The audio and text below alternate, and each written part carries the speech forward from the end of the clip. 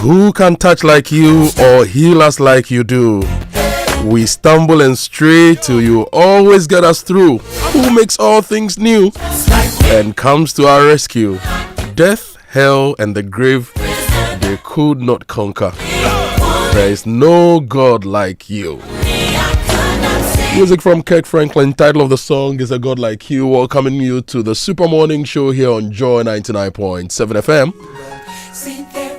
My name is Kojo, Akoto Boateng. Today is Thursday. As my brother Winston would say, it's the day before Friday, and it's exciting because it takes us closer to the weekend. I hope you're good this morning. I hope your week has been good so far. I hope your year has started well and things are falling in place for you. And I pray that all your challenges, I pray you are fortified to overcome all your challenges so that you can make an impact, so that you'll be happy, so that you can touch more lives and be great. Welcome to the Super Morning Show. There's a lot to talk about this morning here on the show.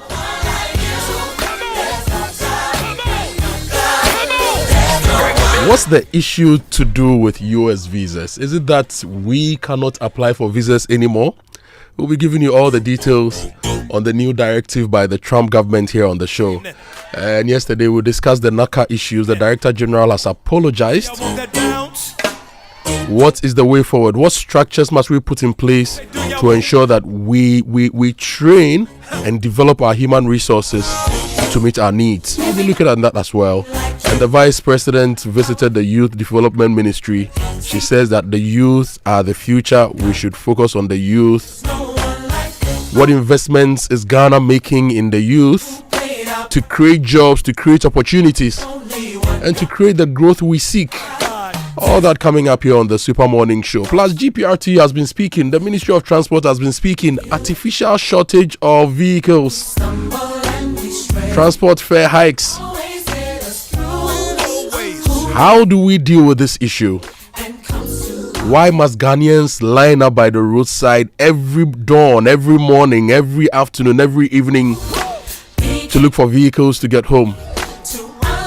What are some of the practical state interventions we can put in place to ensure convenience when it comes to transport and affordability? How do we deal with the private sector to ensure that we optimize the use of resources, our roads, the vehicles in the system, to create value for Ghanaian commuters? There are lots happening around. We'll bring you all the stories, all the analysis, all the updates here on the Super Morning Show. But before that, we'll bring you the news at 6. And as usual, my very, very, very dear friend, Mame Esi Nyameche Thompson is here in the studio. She'll bring you the news at 6. And later, I'll bring you the newspaper review. We'll bring you the sports center. We have business coming up, business minutes, your messages, and a whole lot more coming up on the Super Morning Show. You can always message us 055-11-11997. 055-11-11997. We'll be happy to read your messages here, your thoughts as well, your questions, your issues on the Super Morning Show. But first, the news at 6. Once again, welcome to the Super Morning Show.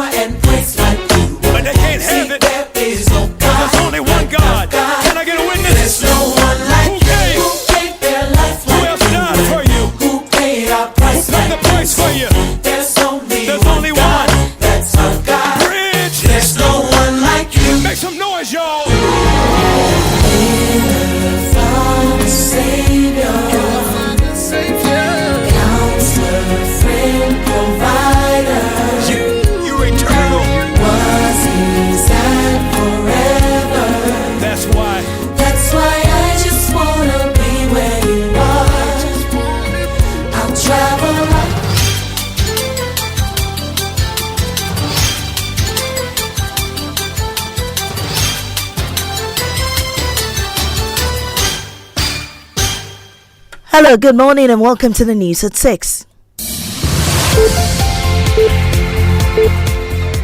The news is live on Joy 99.7 FM, hits 103.9 FM in Accra, also in Kumasi on Love 99.5 and in all 16 regions of Ghana and via our various affiliates. We're also live on myjoyonline.com, X Spaces, YouTube and Facebook. Coming up, Ghanaians face indefinite U.S. visa processing freeze as President Trump's administration tightens immigration rules affecting 75 countries. We have details.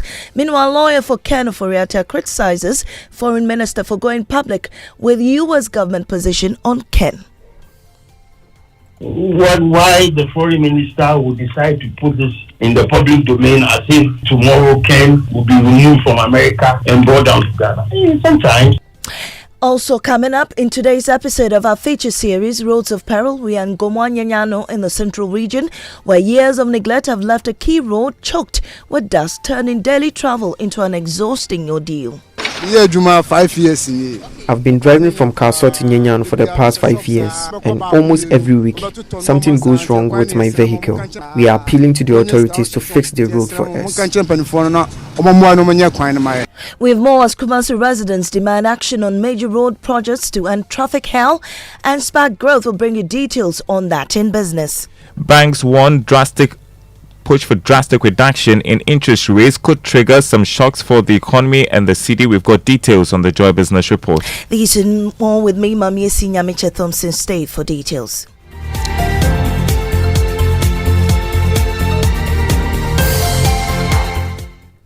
And this morning, the United States has announced a suspension of immigrant visa processing for applicants from Ghana, placing the country among 75 nations affected by Washington's latest immigration enforcement measures. According to the U.S. State Department, the pause, set to take effect on January 21, will halt the processing of immigrant visas for Ghanaian applicants indefinitely pending a comprehensive review of screening and vetting procedures.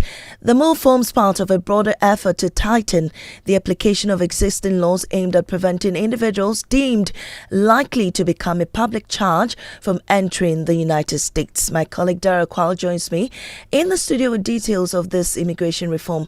Well, Daryl, what reasons does the U.S. give for this new directive? Well, the guidance instructs consular officers to deny visas to applicants deemed likely to rely on public benefits, weighing a wide range of factors including health, age, English proficiency, finances, and even potential need for long-term medical care. Older or overweight applicants could be denied, along with those who had any past use of government cash assistance or institutionalization.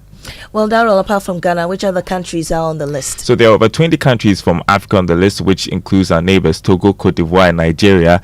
A significant number of the countries from Latin America, the Middle East, and the Caribbean are also featured on the list. Thank you very much, Daryl, for that. Now, a lawyer for Ken Oforiatta, Frank Davis, has criticized Foreign Affairs Minister Samuel Okudzeto-Ablakwa for going public with the U.S. government's position on the former finance minister.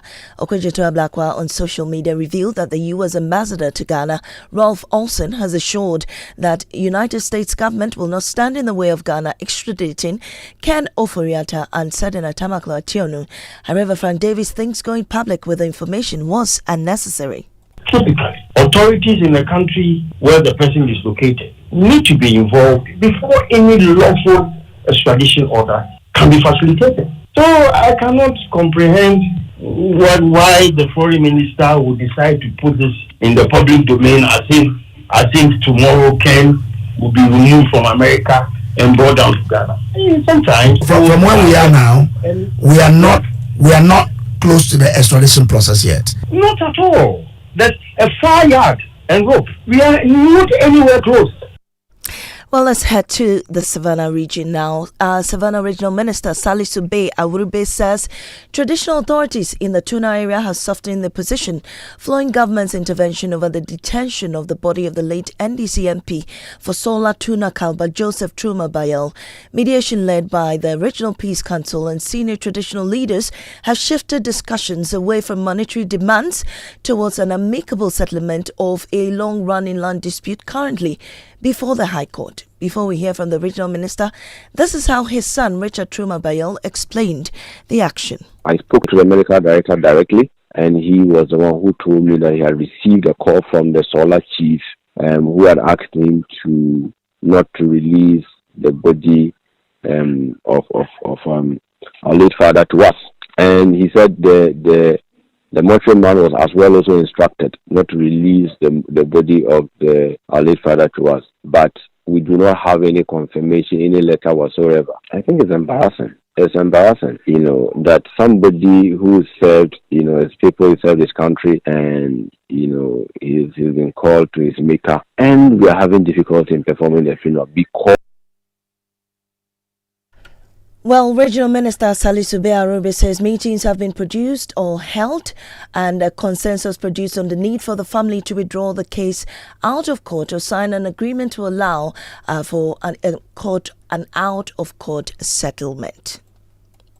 To be very frank with you, the chiefs made an initial demand. They were more than willing to get down. The family also took a stand that they will not go to the chiefs, and who the chiefs look at it as being disrespectful and not ordering well for the situation. We worked on them on 2 different occasions. They agreed and turned the agreement down. They had an extended discussion with them. The follower, who is the paramount chief of the Boer traditional area, who is actually the landowner for and on behalf of the Yegbonwa for all lands in that area, agreed that these are the issues. They should go withdraw the case, or they should sign an agreement, or they should agree that they will get the case withdrawn for an amicable settlement of the land issue. Well, they are forced to endure the dust and drive on roads riddled with potholes. That is the reality for drivers and residents of Dawa, Kojo, Meminda, and other nearby communities in Gomwa-Nyanyano in the Gomwa East constituency of the Central Region. In our continuing feature series, Roads of Peril, my colleague Pearl Ofori speaks to residents and motorists in these communities on the impact of the deteriorating road network.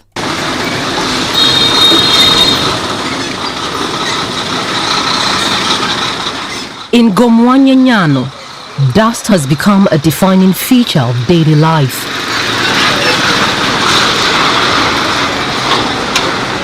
Drivers move very slowly on the road, carefully steering around deep potholes to avoid damage to their vehicles. The constant wear and tear has made repairs a daily necessity, and many say the cost eats into nearly all of their income, making it difficult to support their families or meet basic needs. I've been driving from Kaso to Nyenyan for the past 5 years, and almost every week something goes wrong with my vehicle. This road is destroying our cars. Sometimes all our profit goes into repairs. We are appealing to the authorities to fix the road for us.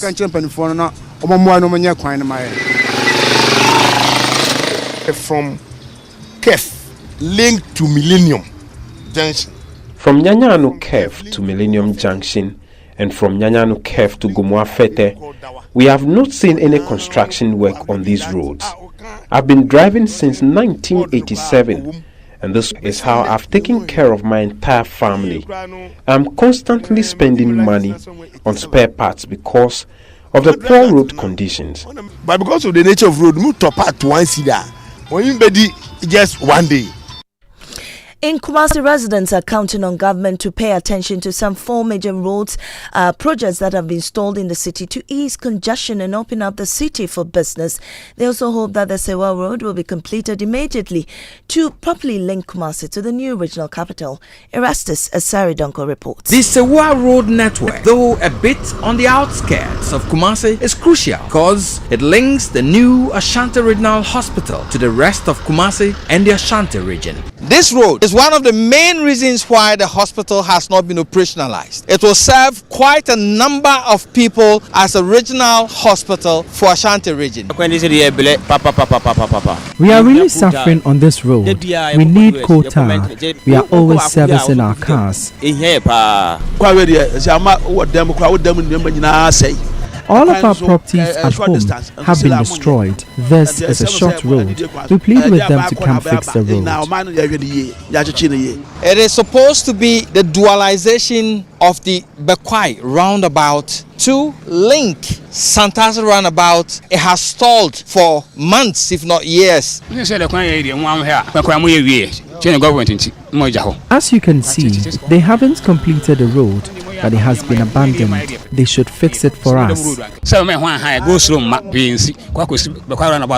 Okay, good idea. The shoulders of both lanes of the road are degrading. We plead with the government to resume works on the road. That report by my colleague Erastus Asare Donko will bring you more on roads, and also some commercial drivers are rejecting government's claims of rent seeking to force hikes in fares during peak hours. We have reports on that as well in subsequent bulletin. I am Amiesi Nyamiche Thompson, and business is next on the Super Morning Show. Oh, jump on now. Go. Ugomi, at what time will you come back where I don't hear the sound of your car? Why you buy new car? No, I don't change my car. It be the same ride. It be the fuel way I change. Way one shouts it. Ever since I started using the all-new Excellium Premium Fuel, fortified with 3-in-1 action. Oh, Joe, now my car they run like electric car. No, it's so. This is the type of fuel where they want to. Because now engine they cost. Where they want for way if I buy it, it go protect my engine. And with the small way I buy, I go drive, sir. Absolutely. It's like strapping a turbocharger to your engine and giving it a protector. And what they bust my mind says be the 3-in-1 action, no? Excellium they prevent up to 99% of deposit. It be anti-wear, some be anti-corrosion. Won't pay when I open there. Hey, so where can I find this magical fuel? Just head over to any Total Energy service station and your car will thank you. Hey, then make a finish my gobe fast, then rush go Total Energies. My friend, but why your hand my gobe inside? I give you info. Make a fill the gobe too small. Go. Excellium is designed to protect your car engine, decrease fuel consumption, and lower CO2 emissions. Don't say fuel, say Excellium. Choose Excellium, choose quality. You need a trusty friend on whom you can depend when things come crashing down. You need a trusty friend on whom you can depend when things come crashing down. Insurance, your trustworthy friend. Insurance, your trustworthy friend. Millennium Insurance, your trustworthy partner.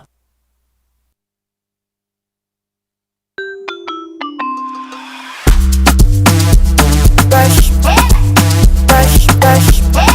that's it. That's it. Brush your teeth every day and night. Up and down and all around. Brush your teeth right.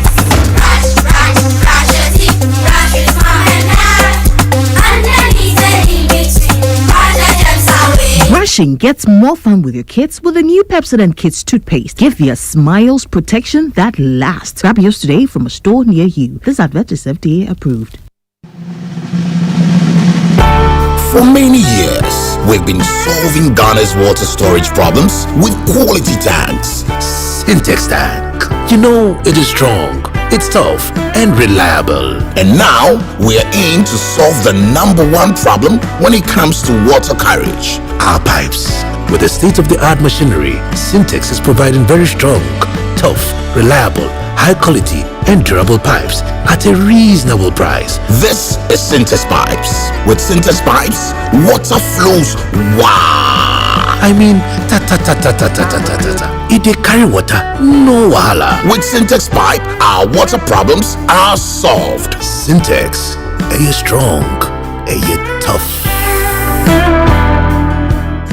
Mommy, the Nido. Hello. Please add a pack of Nido. Sure. Sister, is that your daughter? Yes. The last time she came to buy Nido by herself and I forgot to collect my money. Oh, sorry. I'll pay today. Don't be sorry. She made sure to remind me. I love her honesty. So well done. Oh, thank you. Confident, curious kids will change our world. Nido is specially formulated with iron, vitamin C, and A. Nido, your love, their future. This advert is FDA approved. Ama, big news! Star Oil is now the largest oil marketing company in Ghana. Wow, that's huge! Yes, so the largest distributor of petroleum products in Ghana. Ever since I switched to Star Oil, my car runs smoother. The fuel lasts longer, no strange engine sound, just clean, powerful performance. Oh, same here. I used to refill every 3 days until I switched to Star Oil. Now, my fuel lasts way longer. I don't know what magic is inside, but my car loves it. Exactly. It's not magical. From Accra to Kumasi to Tamale, Star Oil day everywhere with 240 filling stations and counting. That's why more Ghanaians are choosing Star Oil. Hey, my tank is almost empty. I am heading to Star Oil right now before the queue starts. I'm right behind you, Amma. We set out with a mission to serve better and lead boldly. We're proud to say we are Ghana's #1 oil marketing company. To our loyal Star Savers across the country, thank you for believing in us. Star Oil, quality and affordable fuels for all. This December, chop life with no fear of January. You know why? The SG Ghana Festive Cashback promo is here. Use your SG Ghana Visa card. Shop, chill, party, enjoy, and stand the chance of winning your share of 120,000 Ghana cedis. Here's how. Between now and the 31st of January 2026, use your SG Ghana Visa card for all your transactions. Make at least 5 transactions totaling not less than 2,000 Ghana cedis, and your share of the 120,000 Ghana cedis could be a reality in the grand draw. The more transactions you make, the better your chances of winning. So go on. Use your SG Ghana Visa card and spend with confidence this Christmas, because January Fit reward you big time. Haha. Chale, yes! SG Ghana Festive Cashback Promo. Spend now, smile later. For more inquiries, call 0302-214-314. T's and C's apply. This promo is regulated by the NLA on the Caritas Lottery Platform. Société Générale Ghana. The future is you. It's 6:16. You're still live on the Super Morning Show, and it's time for business, and the international one is here. Dario. Good morning. Good morning. Good morning. Good morning. How are you? I'm good. You? Yeah, I'm great. I'm great. Today's looking good. Am I? Yeah.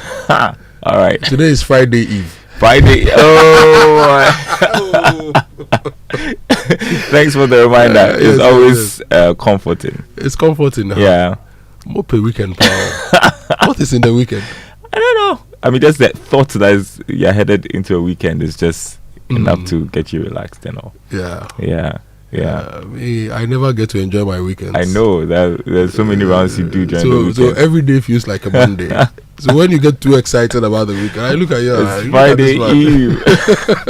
It's Friday Eve, huh? Yeah. Anyway, Charlie, a lot is happening. Mm-hmm. And one of the stories that really worries me is the fact that still we've not figured out how to move people within our urban spaces. Mm-hmm. The fact that people have to stand by the roadside, a lot of them. It's crazy. For the two of us, we come to work at dawn, so we see what happens at dawn and throughout the day. And I don't know, we need to do better for ourselves. Just imagine after a long day's work, you just want to get home, Yeah. and then you have to go and queue. And the distances are not even too much. From here to, say, Dawenya, for example, is about 35, 36, 40 kilometers. So these distances, any good vehicle should be able to cover it in maximum an hour. If you are doing 60 kilometers per hour. Yeah.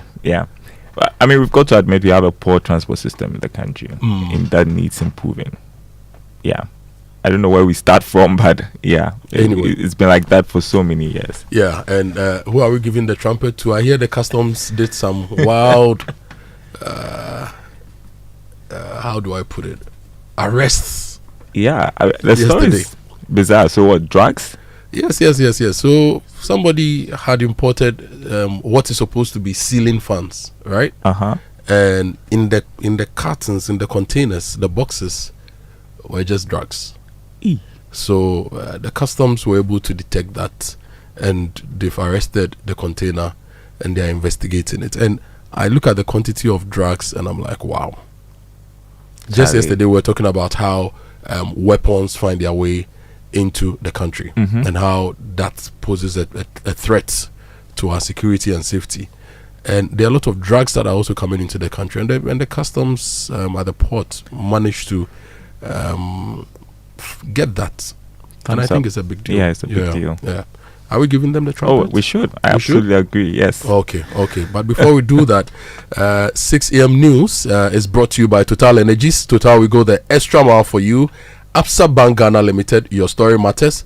And Millennium Insurance, your trustworthy partner. And the trumpet is also brought to you by ECG. If you steal electricity, it's not patriotic.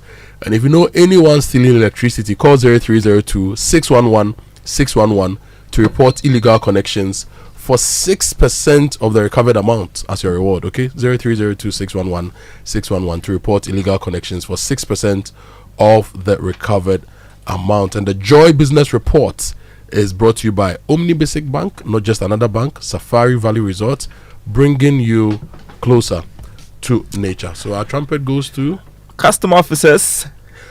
Trumpets!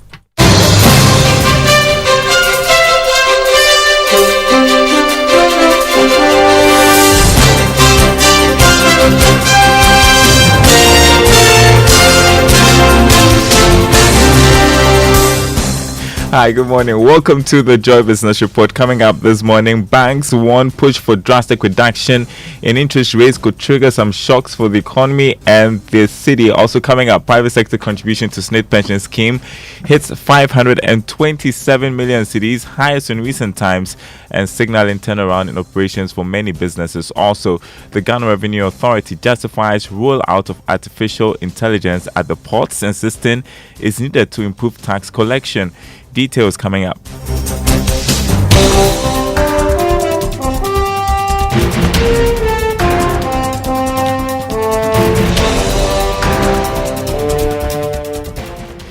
My name is Daryl Kwao. Thanks for being with us. Hello to our friends listening from Kofor Radio and KT Radio. Banks are urging caution over push for drastic reduction in interest rates. Now, businesses have been calling on commercial banks to respond appropriately to the recent cut in the policy rate. Chief Executive of the Ghana Association of Banks, Amoah, tells Joy Business this could trigger some shocks to the economy and the city. As market participants, we remain vigilant on movements on all market fundamentals. But as I always caution, if we depress the yield on CD assets too aggressively, investments in CD assets will become unattractive. That will mean that yield-chasing investors will look for alternatives, which could exert some pressure on the local currency that we are trying very hard to protect. That is, if they assess that foreign currency assets would yield better returns or preserve their value in the best possible way. Affordable loans is good for the economy and in addition potentially contribute towards reduction in impairment pressures. But we should just be watchful on the extent of rate depression that we seek. You heard John Amoah, who is Chief Executive of the Ghana Association of Banks.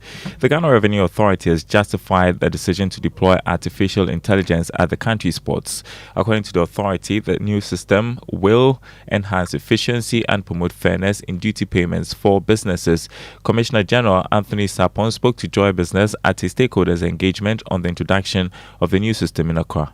As common as such, when we have issues, one of the things that comes to mind is change. That should help us improve our current situation. And this is what is actually calling for introduction of an AI technology. And I stress the word to complement our existing infrastructure and processes. All throughout the world, AI is becoming the next set of revolution. And Ghana cannot be left behind, and also GRA and all of us in the port ecosystem cannot be left behind. And therefore we find it worthy to introduce AI technology that will ensure that it creates the efficiencies that we all need. You had Commissioner General of the Ghana Revenue Authority, Anthony Sapon. Now, private sector contribution to the SNIT pension scheme has reached a record level. Data from the Bank of Ghana puts the amount at 527 million Ghana cedis. Details in the following report. A careful look at the data showed that over the past years, contributions have been picking up strongly. In January 2023, it stood under just 300 million Ghana cedis. It has, however, been going up to reach this new level, which can be described as the highest over the past 3 years. Again, the total number of private sector persons contributing to the scheme has also been going up significantly over the past 3 years to reach more than 11,000. For a lot of industry persons, it is not just about the contributions going up, but the signals that it will be sending about the state of the private sector. Contributions going up could be described as the private sector recovery. This is because businesses need to be doing well to meet their obligations to the State Pension Trust (SNIT) when it comes to their contribution. Based on this data, we could also project that businesses have started picking up after years of some challenging times, which resulted in some shutting down their operations while some moved to lay off some of their workers. Recent data from managers of the SNIT scheme have highlighted the contributions of the private sector that has aided in the sustainability of the scheme going forward. The development has also revealed that businesses have picked up strongly when it comes to employment. In other news, Governor of the Bank of Ghana, Dr. Johnson Isiama, has revealed that there is now significant cooperation between his outfit and the Finance Ministry. The move, the governor says, has gone a long way to aid the current economic recovery. Dr. Isiama disclosed this when he appeared before Parliament's Public Accounts Committee. The EPCC meetings are now held regularly, and we talk with the minister about twice every month. We hold a breakfast meeting. We lay out our concerns, we meet him halfway, we agree on how we're going to address this issue. And so, Madam Chair, we are on the bend. We believe that the stability we've seen in the past 1 year is here to stay. And on this note, I think we should thank Parliament for the support that we also enjoyed last year. We have had to pass a number of critical legislations, and I think we must commend you for that support. You heard Governor of the Central Bank, Dr. Johnson Isiama. The services sector has once again emerged the main driver of Ghana's economic growth. The latest monthly indicator of economic growth released by the Ghana Statistical Service for October last year showed that it grew by 5.5%. James Ishan has more. Despite the slight slowdown, the sector accounted for a dominant 74.7% of total economic growth, supported mainly by communication, wholesale and retail trade subsectors. Overall growth increased from 3% in October 2024 to 3.8% in October 2025, indicating stronger economic performance. Agriculture grew more slowly in October 2025 than same period in 2024. Services maintained strong and stable growth over the period. The sustained upward trend in October suggests positive momentum entering the final quarter of the year, and I'm talking about 2025. Industry sector posted a notable improvement, recording growth of 3%, a sharp rise from 0.4% in October 2024. Very stronger performance reflects a broader expansion in industrial activity and contributed 28.7% to the overall growth rate for the month. From the data, we see that the key drivers of the October 2025 growth are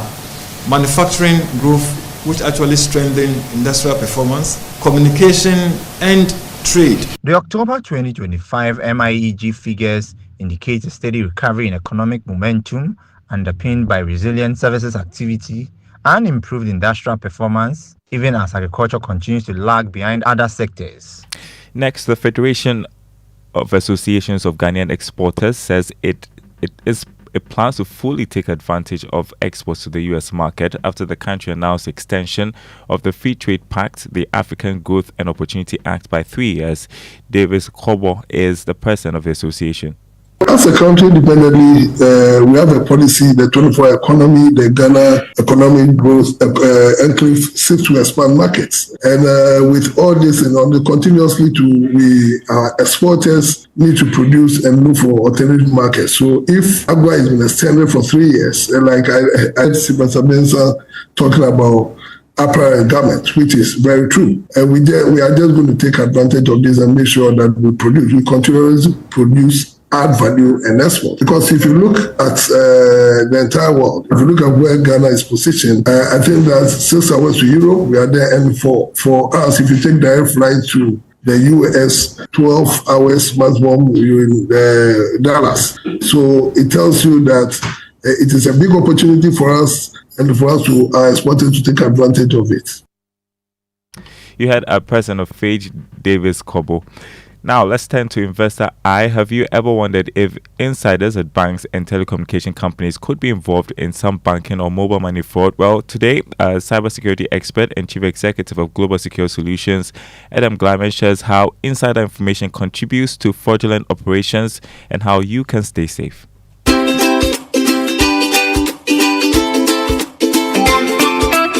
What if I told you not all mobile money fraud starts with a scammer, but with someone inside the system? Insider threats are real.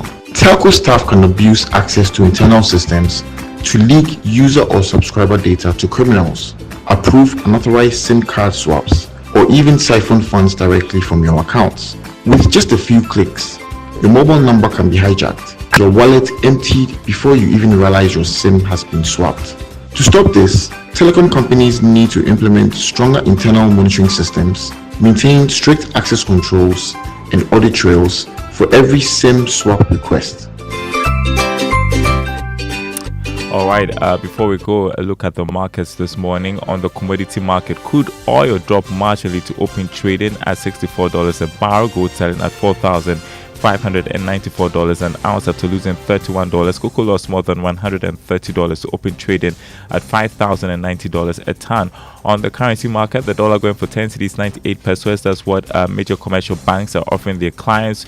The British pound 14 cedis 79 pesos. The euro going for 12 cedis 80 pesos. The forex bureau is quoting the dollar at 12 cedis 20 pesos. My name is Darryl Kwao. Thanks for listening. The Super Morning Show continues with Kojo, Akoto, Boateng, and Winston, Amoah. Yeah, so the dollar is now going for 10 cedis 98 pesos. Yes. I'm still waiting for it to hit 6. So. Well, these days you can never tell, right? You can never tell. Probably could happen. Exporters don't want it to go too low. Importers don't want it to also go too high. And remember, the president, when he met the Federation of Association of Ghanaian Exporters, said that he had a conversation with the BOG and also the finance minister, and they thought that it should be between 10 to 12.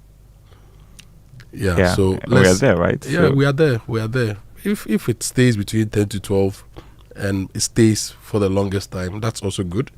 Businesses can then be able to plan and execute their projects without having to worry about some crazy fluctuations that will worry the bottom line. So it's good. 10.98. So my 6 there, we should forget it.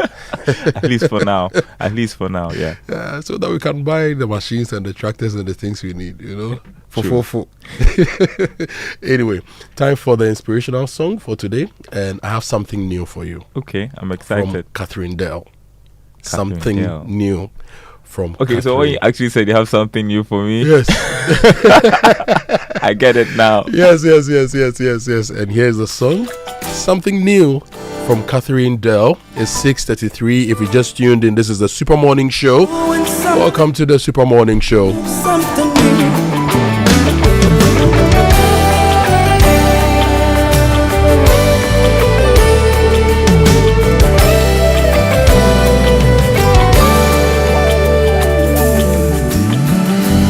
God is doing something new. God is doing something beautiful. God is doing something new, according to His word. Everybody say, God is doing something new. He's doing something new. God is doing something beautiful. Something beautiful. God is doing something new. Beyond our comprehension. Let's take it again. God is doing something new. He's rearranging the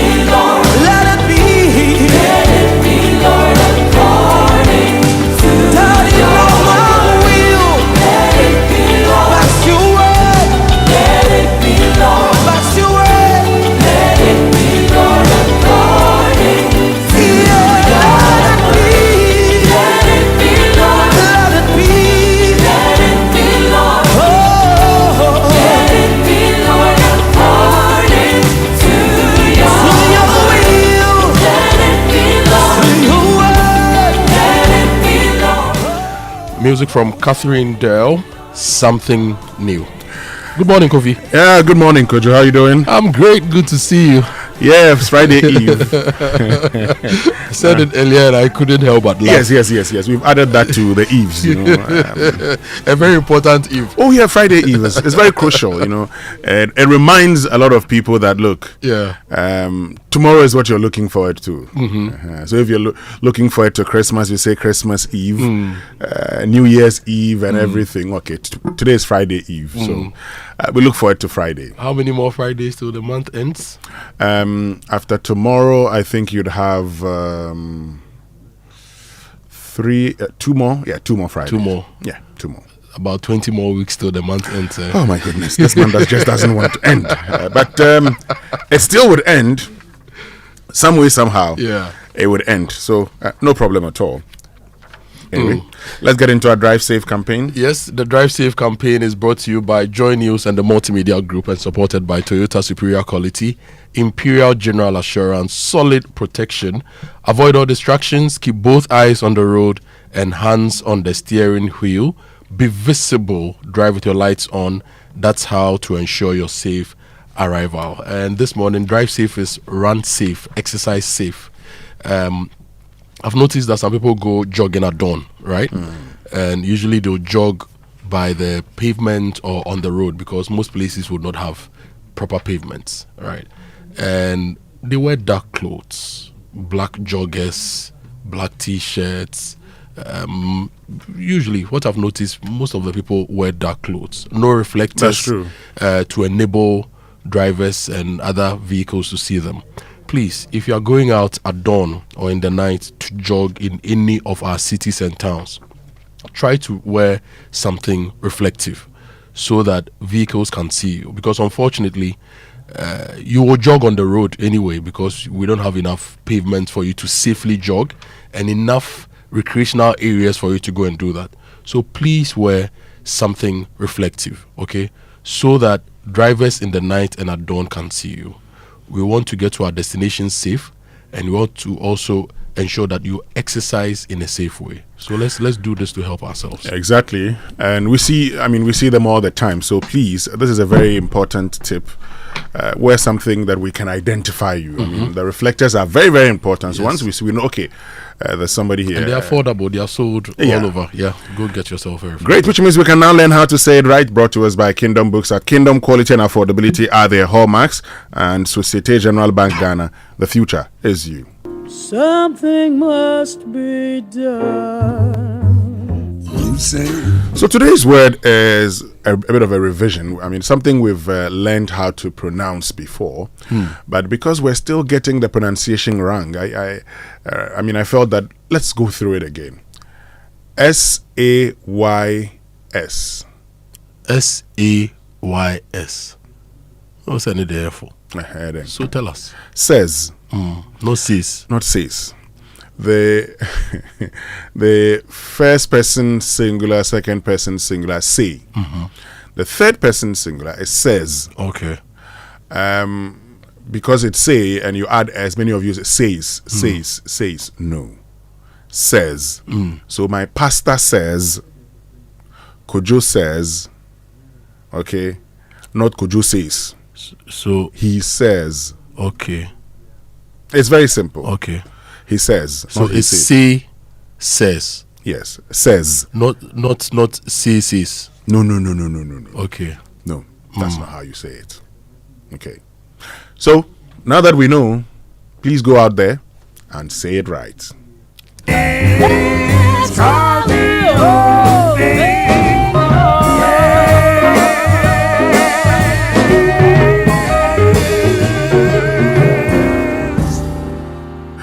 Well, which means we can get into the newspaper review now, brought to us by Syntex Tank, a stronger, a tough Access Bank, more than banking, and Star Oil, quality and affordable fuel for all.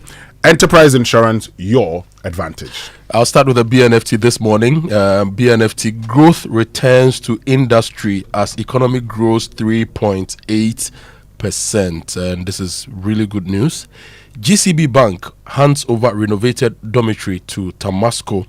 And economy loses $1.9 billion annually through post-harvest losses. So we import about $2 billion worth of food. And we lose about $1.9 billion in country. The one we produce, we lose about $1.9 billion of that. This is something that needs attention immediately. And GTDC, Digital Tourism Platform, harness strategic data to drive investment and sector growth. And 30 December, who shapes the narrative? That's an interesting article you'd want to read on page 5 of the PNFT. Now, the daily guide for this morning: Kwewu Kingmakers drag Dasibre Kwame Japan to Shraj. CJ receives petitions against special prosecutor. EC boss. US blocks visas for Ghana, 74 other countries, and huge illicit drugs seized at Takra report. You've been talking about that. Angela List lawyers deny her arrest is also here on the front page of the daily guide. The Kwewu Kingmakers have dragged Dasibre to Shraj. Yes. Is it over the old story we know? Well, we're told that the Kingmakers and Abene Council of Kwewu Traditional Area have petitioned Shraj to investigate conflict of interest, abuse of office, and administrative injustice engaged in by Dasibre Kwame Japan II, former board chairman of ADB. Now, the petition was signed on December 22, 2025 by the NACCA Guose, partner at Kulendi at Law, acting as solicitors for Nana Simpeo Redu the third, Abene Kruntehini, Kingmaker and head of the Abene Council of Kwewu, Nana Asiedu Kwabeng the fourth, Kwewu Achiamehine, Kingmaker and member of the Abene Council of Kwewu. So the petition sets forth the material facts and provides basis for the intervention of the commission. There's a quote here. Our client invokes the investigative mandate of your office pursuant to Article 218 of the Constitution and Section 7 of the Shraj Act, which empowers the Commission to investigate allegations of conflict of interest, abuse of office, unfair treatment, and breaches of administrative justice by public officers, the petition said. It's our considered opinion that the allegations contained in the petition meet the threshold required for the intervention of your office to ascertain whether or not the respondent to our client has engaged in conduct which offends the code of conduct expected of public officials, it stated. So the chiefs have taken Dasibre to Shraj. Okay, over. So it's related to the ADB issue then? Yeah, it is. Okay. I just wanted to know because I thought this one could be a new issue. Now, if you go to the overseer, Felix Kwachi Ofosu is on the front page. Lean government under Mahama saves Ghana millions. This is according to Kwachi Ofosu. The Ghana Integrated Bauxite Development, GAIADEC, they've signed a deal with new partners, $60 million deal to expand the Nyinehini Bauxite project. It's also on the front page of the Overseer newspaper. Elect Ken as flag bearer to secure victory. Now Toshi urges NPP delegates and economic stability, opening room for business growth. This is Nana Oye Bampo Ado. The US will not block extradition of Oforiata, said in Atamaklo. This is Ablakwa speaking. And petitions against OSP EC leadership forwarded to Chief Justice, Minister for Government Communications. Great. The Daily Democrat for this morning, Vice President Opariado push youth agenda. The Vice President visited the Ministry of Youth and Empowerment yesterday, and so that's the story from that visit. Nungwa stool warns over illegal majo sales. Tel Aviv honors distinguished constituents, and price of premix fuel reduces significantly in January 2026. And Gezim at 10 set to reset Ghana's export growth. But Winston, what really is Ghana's agenda for the youth? Well, I've seen the need to create some entrepreneurial spirit. Yes, Ejumara has been launched within the youth. A lot of things. And also encourage formal education. And so we've seen the free SHS leading to stress-free first year academic fees at our universities. That's what I see. So in the next 5 years, for example, if you take a child from Nigeria, Senegal, Ghana, South Africa, Singapore, the US, China, the UK, Cuba, give me one more country. One more. USA. I mentioned the US, so let's go to the Scandinavian countries. Finland, Denmark, Norway. How competitive will that Ghanaian child taken through similar training here be on the global stage? Good question. Let's try it. Let's give it a try. Okay. And I think it's very important that we talk about the youth and we actually make the right investments in building their capacity to be the key to drive national development. Now, let's go to the insights now, Winston. Cuba is saluting President Mahama. You know why? Why? This is over the bold stand on Venezuela. Yes, so the Cuban ambassador to Ghana is on the front page. There's also a photo of President John Dramani Mahama on the front page. Veep seeks corporate backing in government sanitary pad drive.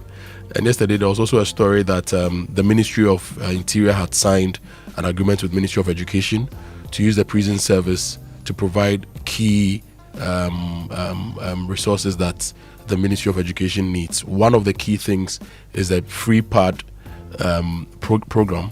They want to use prisoners to produce at least 20% of that, and I think that's a good step. We need to produce a lot more of those parts locally and create more value here. Now, more from the insight. NDK bond depositors seek government relief. Customers whose funds have been locked with the NDK Financial Services and Bond Savings and Loans have appealed to President John Dramani Mahama to urgently intervene to ease their prolonged financial hardship. They've officially petitioned the government to get them some help and move beyond success to significance, Reverend Adeyemi tells leaders at JLC 2025. Nketia family dismisses petition against Okuapihima. It's also on the front page of the Insight newspaper. Okay, let's get to the news guide Africa. NPA boss speaks at 77th New Year School on petroleum sector. New VAT regime gains wide acceptability. 6.5 billion relief for Ghanaians as prices drop. Pelican Hotel sets a new benchmark for Ghanaian hospitality. Affordable first-class luxury at the heart of Accra. And Sudan's path to peace. Prime Minister Idris presents a homegrown vision for stability to the UN Security Council. The big one here says, hooray, non-interest banking finally here as investors and banks rush for license. We are waiting for that. Sure, which means we can get into the online news review, and it's brought to us by Zenith Bank. Zenith Bank, in your best interest. My Joy Online has the US banned Ghana and Ghanaians from acquiring visas. Is the answer yes or no? Ambassador Victor Smith says the US visa pause does not affect short-term travel for Ghanaians. That story is on My Joy Online. All the details are there. Kwachu Fosu hails one Ghana city fuel levy role in addressing energy sector indebtedness. And we want them. Nagrat says NACCA knew of problem before the public outcry.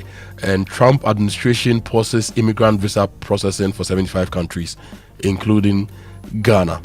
They want to destroy our cultural identity. Nagrat alleges agenda behind gender content. And the NACCA Director General has apologized as withdrawn teacher manual sparks national outrage. Amin Adam questions BOG governor over unexplained 2024 gold for reserves losses, and Agenda 111 project stall after millions paid. 35 contractors have been ordered to refund 7.9 million Ghana cedis. Those are stories on My Joy Online. Quickly, let me take you to citynewsroom.com. B1, B2 visas not affected by US immigrant visa pause. This is Ambassador Victor Smith. Current geopolitical dynamics could trigger world war. This is Festus Abuaji speaking. And Ghana is Africa's trade gateway. Ofosu Ejari courts Japanese investors to invest in Ghana. And GPRTU to deploy task force to curb fair violations. That's also on City Newsroom. JUSAG and the Finance Ministry are also meeting the NLC over the JUSAG strike. That's also on citynewsroom.com. If you go to CNN.com, Trump official eyes private security contractors to safeguard oil assets in Venezuela. And you're also being told that the US has officially started selling Venezuelan oil. That story is on CNN.com. Okay, let's get into the details, the main stories in the newspapers now. And With the Daily Guide, CJ receives petitions against SP EC boss, and we're told petitions filed against the Special Prosecutor Kise Jabing and the Chairperson of the Electoral Commission Jean Mensah and her 2 deputies have been forwarded to the Chief Justice, Justice Paul Bafoboni, for review. The Minister of State in charge of Government Communications, Felix Kwachofosu, has stated. Now, speaking at the Government Accountability Series in Accra yesterday, Mr. Kwachofosu explained that President John Dramani Mahama's role in the process ends once the petitions are transmitted to the Chief Justice, stressing that the Office of the President cannot comment further until the Chief Justice determines whether the petitions meet the threshold for a prima facie case. And the court says, unlike petitions against the Chief Justice, the President's mandate regarding those filed against the Special Prosecutor and the Electoral Commissioner and had 2 deputies ends with the conveying of the petitions to the appropriate office, which in this instance is the Chief Justice. That was done a couple of weeks ago, he said. A total of 10 petitions were received, 7 against the electoral chairperson of the Electoral Commission and her 2 deputies, and 3 against the Special Prosecutor. The President has no role beyond that, and in that regard, we cannot comment. The Chief Justice Office may be in a better position to provide updates. The President will once again be called to act when the Chief Justice has determined a prima facie, he added. Now, the bond depositors, the Locked Up Investment Holders Forum, their petition to the President has been published on page 3 of the Inside newspaper. It's signed by Dr. Edu A. Entry. I want to read one paragraph from this particular petition. Okay. They say that since May 2023, they have had several engagements with the Bank of Ghana to seek a resolution of the problem. And in a meeting with the Bank of Ghana on 27th March, after a protest march, the governor informed them that the bank intends to revoke the licenses of the institutions as they had become insolvent. And the governor indicated that the bank would do the revocation when the Ministry of Finance had provided funds for the payment of the locked up funds. Now, they are also saying that having become aware of the government's position, this government position on granting bailout to depositors with locked up funds, as publicly stated by the Minister of Finance recently, they sought and had a meeting with the Bank of Ghana on 17th of December 2025 to seek from the bank how it intends to resolve their issues. At the meeting, the bank reiterated its position that existing legal means of resolving their issue is unlikely to be satisfactory, since the assets of the affected institutions and the funds provided by the deposit insurance scheme are unlikely to be significant enough to give them the financial relief required. These bondholders, Kofi, are they really going to get their money? Are they really going to get closure? Well, we've spoken about it. You hear communications that the government would not step in when people have not managed their institutions properly. But the question is, these banks, NBFIs, had licenses, and it's the responsibility of the BOG to ensure that the right things are done. Now, many of these institutions became insolvent, sometimes also due to the domestic debt exchange. And once that happened, the expectation is that the government would step in to protect these Ghanaian depositors and persons who had saved with these financial institutions. Look, and I've talked about the NDK situation, for instance. Okay, I was at Koforidia for the Time with SEC program. And a lot of people came to me. I spoke to the founder of NDK. He doesn't deny that. He says, look, yes, that's it. We're challenged, but not because we've mismanaged. It's because of how things have gone within the general economy of Ghana. A certain decisions taken by government that has affected them. And so at this point in time, it'd be important, okay, to get in there. And when you speak to the founder, he says, if I have done anything wrong, let me be prosecuted. Take me on. But do not let these people, okay, do not hurt these people because of me. Take me on, but pay them their money. Yeah. Others have suggested, for instance, the conversion of these into bonds, which should be into Government of Ghana bonds, which should be paid by the state. That's something that can be done. But I do not understand why, thousands of Ghanaians left without money when government in the past has indicated that, okay, if we realize that an institution is insolvent, we step in, pay the depositors, and revoke licenses. Why can't same be done for these people? They are calling on the president to show compassion, and we join their call. Exactly. That the president, BOG, finance ministry, please get to the table and solve these people's problems. And a lot of them are on pension. They invested to take care of life after work, and some of them are really, really, really struggling, and they need help. Anyway, let's go to my Joe Online. US visa pause does not affect short-term travel for Ghanaians. This is according to Ambassador Victor Smith. He has clarified that the US temporary suspension in immigrant visa processing does not apply to non-immigrant visas for Ghanaians, including those for business and tourism. So you can still go for your visa for the World Cup. For the World Cup. On that note, let's go for the BBC News. It's brought to us by Fidelity Bank, believe with us, and Glyco, we cushion you for life. And then Petra Trust, Petra Achieve More. Politics. What we thought was Fortress America may not be Fortress America anymore. Stories from the new Silk Road, the Bering Sea. Today at 9:30 and 21 GMT. At 8:30 GMT, Business Daily. We explore the business impact of a global decline in alcohol consumption and what a growing interest in alcohol-free drinks means for producers, retailers and hospitality venues around the world. This is the BBC World Service, the world's radio station.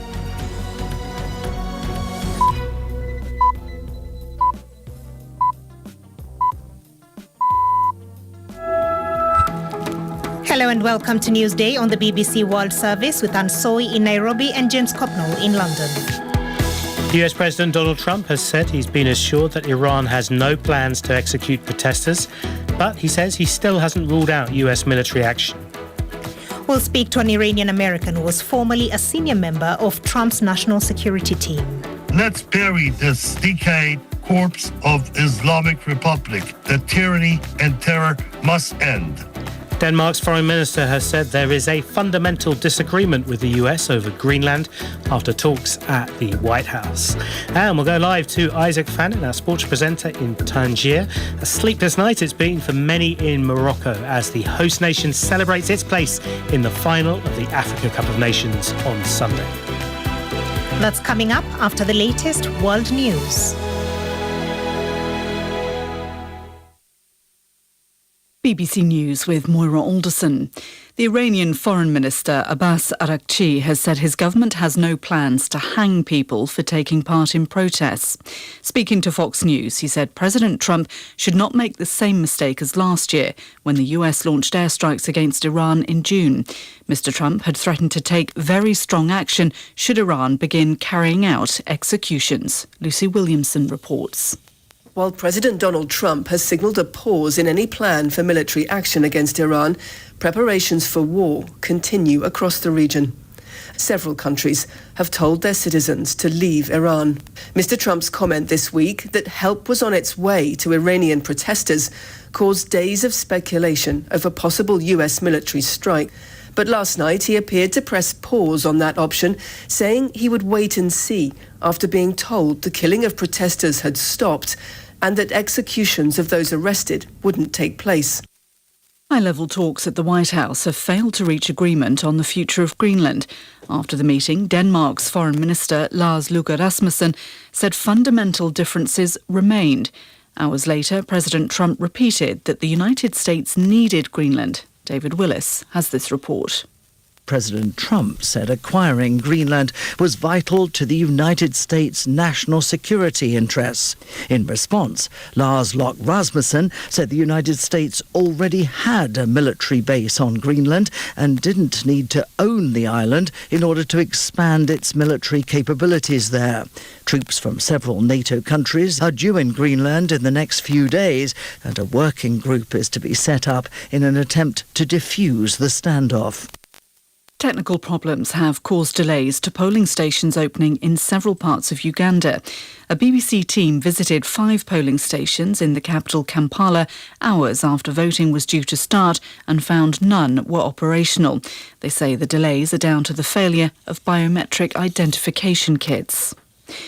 Elon Musk's social media platform X has announced new measures to stop its AI chatbot from creating non-consensual images of real people in revealing clothing.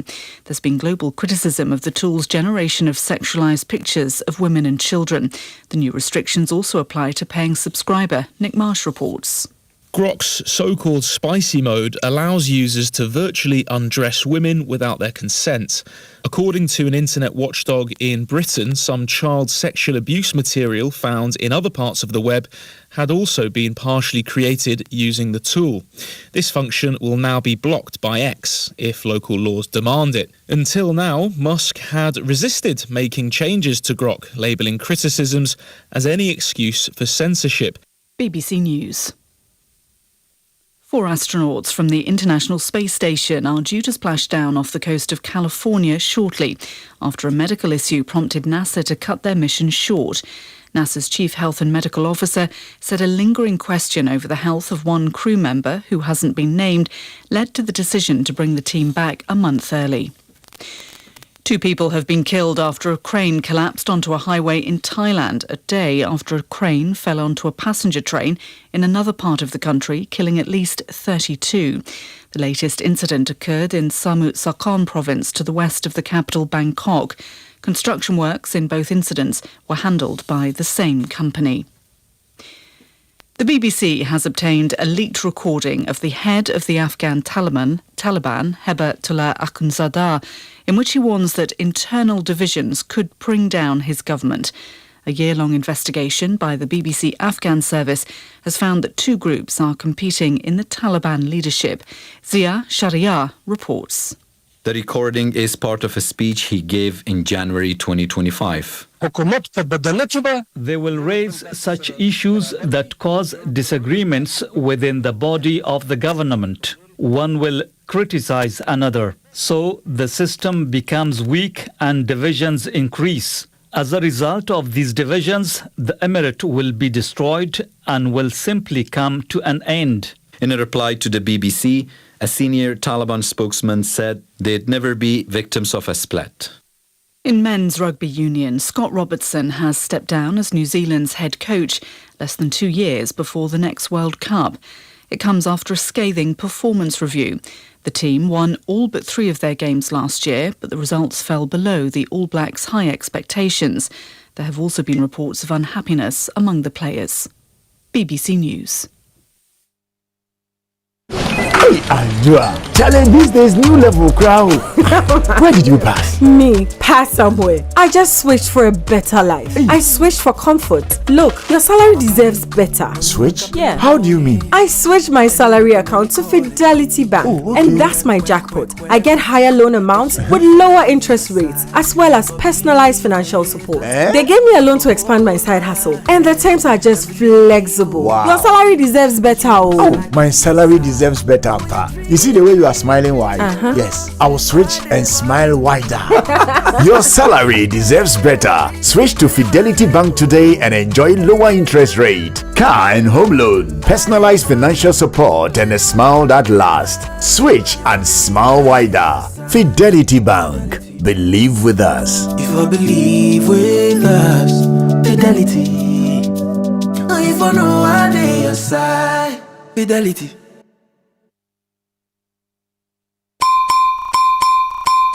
Glyco Life Micro Insurance customers, hey! Glyco Life damwase more piafo ya sumo e konfinhye duanan bonsumuni ya nantiye ye damwase na yasemo se ye the Glyco Life app aba e wo mobile phone so a ama yankita hodie ayemre. Glyco Life Micro Insurance goes digital. Say die uye Glyco Life edwankoso ana Glyco Life enidaso customer ehun hia se obenya adansidie krata ekyerese wetua bibi ama Glyco die hia ni se ube downloadu Glyco Life app no ana ye agenta ya tetom abefo kwan so ebeboawo mwetumi a downloadu ewo phone so 24 hours ebre any baby a wo bia ubetumi etua wontie ni ama Glyco anampo ubetumi agye usika efri Glyco nchen abefo kwan so sanhihye yi e de asomdwe ebebre Glyco Life adwadifo baby a wo any ebre bia Glyco we cushion you for life. Today, we hit the streets to ask Ghanaians, what would you do with free fuel for 1 year? Oh, road trips with the girls every weekend. That's extra savings to help fix my car. Charlie, 1 whole year, I'll finally be able to visit my mom without worrying about the distance. This season, it's feeling after filling from Shell with new and improved fuels so you can do the things you love. Buy 300 Ghana cedis or more worth of new and improved Shell fuels and stand a chance to win. Free fuel for 1 month, 3 months, 6 months, or even 1 year. It's time to try the new and improved Shell fuels with additives that deliver efficiency, cleaning, protection, and performance. Don't miss out. Fill up with new and improved Shell fuels and get rewarded. Promo runs till the 28th of February 2026. T's and C's apply. New and improved Shell fuels. Simply better by far. Joy 99.7 FM. For decades, we have helped businesses connect with their trade partners all over the globe. From Ghana to Burkina Faso, Côte d'Ivoire, Benin, Togo, Senegal, China, Morocco, France, Netherlands, and many other countries. We have made it possible to bring Ghana to the world. We have brought small and medium businesses closer to their customers across the regions in Ghana with our SME support facilities. We have brought relief and smiles to the faces of families with our employee personal loans. With our cutting-edge technology and digital support, we take the burden of complex thinking off you, making life simple. That is who we are, as close as a partner. Bank of Africa. We are indeed the African bank with the global reach. Hey, is it my TV or my eyes? Why? If you say everything clear past my future. Charlie, it's not your eyes, it's the TCL C6K QD Mini LED TV. With QD Mini LED technology, you get deep blacks, bright highlights, and colors so real. See, even the referee's board head, they shine. Movies, football, gaming, every detail sharp like a new razor blade. If your old TV they show bleh bleh, Charlie, it's time to upgrade. Visit any Electroland Ghana shop for yours and enter the ongoing Achedia promo. TCL C6K QD Mini LED TV. TCL, inspire greatness. Apple. I hear say you be football encyclopedia. Name 2 countries that dominated football back to back. It's named by the legend. You deserve to see the ultimate football experience live and colored. Enterprise Insurance Insurna Chile promo is now bigger. Just buy or renew your motor insurance for a chance to enjoy the ultimate football experience live. Feely. Hurry now. Enterprise Insurance, I'm on my way. Buy or renew your motor insurance and stand a chance to enjoy an all-expense-paid ultimate football experience. Plus, you get free fuel coupons, shopping vouchers, airtime, and data bundles. Promo runs from January to May 2026. This promo is regulated by the NLA on the Caritas Lottery platform. Terms and conditions apply. Enterprise Insurance, trusted for 102 years since 1924. Enterprise, your advantage. For years, you've made Sultana more than just a brand. It has become a part of your home. From your kitchens to your celebrations, now it's time to give back to you. Sultana's Buy and Win promo is here. You can win cars, motorbikes, trucks, Sultana products, and many more. All you have to do is to buy a bag of Sultana rice, scratch your coupon, and you could win really big. Sultana rice, your household favorite. Win the big one. This promotion is regulated by the NLA on the Caritas platform. This advert is FDA approved. It's the season of the Global Football Fiesta and all Ghana is lined up to celebrate. The exciting part, you could experience live action alongside other winners in the GCB Part to Pop promo. Save, win, go! Yes, simply deposit and maintain 300 Ghana cedis or more in your GCB savings and current account and earn points. Save more, accumulate more points. Increase your chance to win Megagantuan prizes every month. TV sets, cookers, freezers, washing washing machines, and lots more. Plus the ultimate all expenses paid trip to experience global football. Yankee, here we come with GCB Part to Part promo. Save, win, go. Get in the game 1st December 2025 to April 2026. T's and C's apply. This promo is under the NLA Caritas Lottery platform. GCB, your bank for life.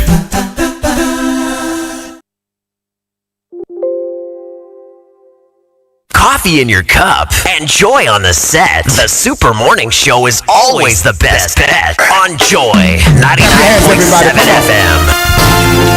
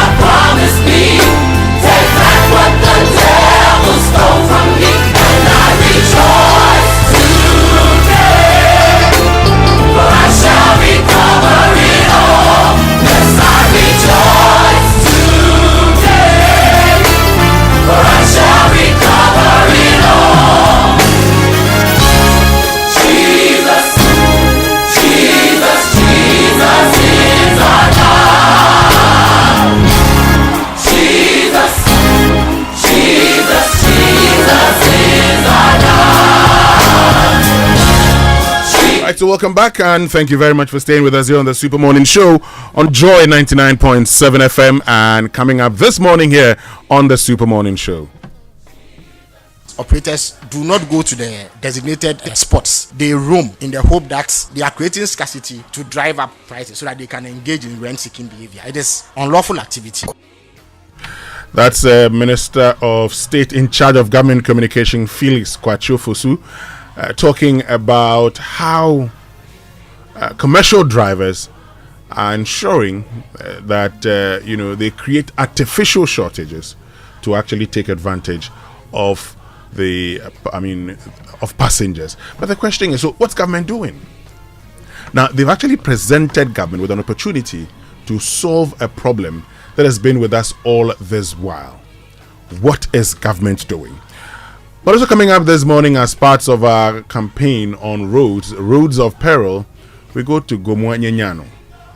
Yeah, Juma, 5 years in here. I've been driving from Kaso to Nyenyano for the past 5 years, and almost every week, something goes wrong with my vehicle. We are appealing to the authorities to fix the road for us.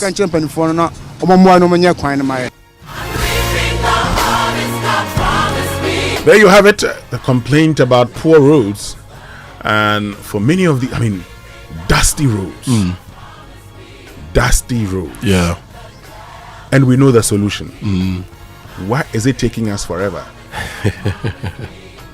I thought we said that a problem well defined was half solved. Yeah. So, what's our problem then? Big matter.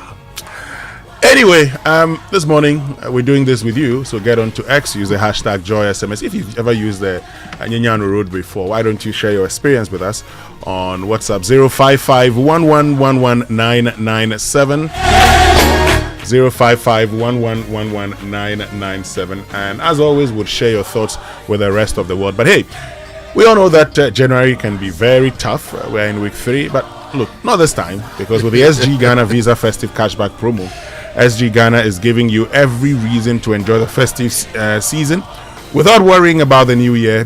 From now to the end of January 2026, use your SG Ghana Visa card for all your transactions. Make at least 5 transactions worth 2,000 Ghana cedis or more, and stand a chance of winning your share of the 120,000 Ghana cedis in the grand draw. The more transactions you make, the better your chances of winning, so spend with confidence this festive season, and January might just reward you. SG Ghana Visa Festive Cashback Promo. Spend now, smile later. For inquiries, call 0302-214-314. Terms and conditions apply. This promo is regulated by the NLA on the Carters Lottery platform. Societe Generale Ghana, the future is you. And always use the right tool for the right job. If you are buying fuel, use metal jerry cans or containers clearly marked and certified for flammable liquids. Okay, they are built to withstand heat, pressure, and knocks without failing. So invest in the right container. Invest in safety with Comac. Don't be using plastic containers and containers that are not duly certified for fuel. Don't do that. It's not safe. Good tip. But imagine hitting the road with total peace of mind. Well, that's the Asempa Super Promo, packed with goodies from Imperial General Assurance. From now to the 30th of April, when you insure or renew your motor policy, you're not just protecting your vehicle and yourself, you stand a chance to win instant rewards that make every drive feel like a celebration. Now here's what's waiting for you: free fuel and EV charging coupons to keep you moving, free vehicle diagnosis at accredited garages, 1 year life insurance cover for extra protection, and branded souvenirs, umbrellas, tissue boxes, and more. Don't let this moment pass. Call 0577-667-43628. Speak to your broker or visit any of our agents nationwide. Insure, drive, and win big with Imperial. Follow us on social media for all updates. T's and C's apply. Imperial General Assurance, solid protection. And Kingdom Books and Stationery Limited is your #1 supplier of quality office essentials, equipment, and furniture. They give these to you at affordable prices, and they are making sure that you shop hassle-free. Go to kingdomstoreonline.com. That's where you get to buy everything you need, and they will arrange delivery to your homes and offices for you. Okay, if you live in Accra and Tema, they offer free delivery and also accept payment via Momo across all networks. Terms and conditions, however, apply. At Kingdom, quality and affordability is their hallmark. Great. But you know, at Access Bank, rewarding our customers is at the heart of what we do. And that's why we've introduced Rewards by Access, a loyalty program designed to add value to your everyday banking experience. So whether you're shopping, traveling, or handling business expenses, every transaction you make with your Access card brings you closer to exclusive benefits, premium privileges, and personalized rewards, all tailored to suit your lifestyle. Points earned through your transactions can be redeemed seamlessly at any of our merchant partners nationwide, making your spending go even further.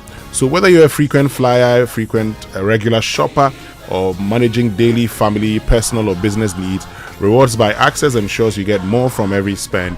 Use your Access card today and enjoy a rewarding banking experience only with Access Bank. Visit loyaltyrewards.ghana.accessbankplc.com or call our toll-free line 0800 004400 for more details. Access Bank, more than banking.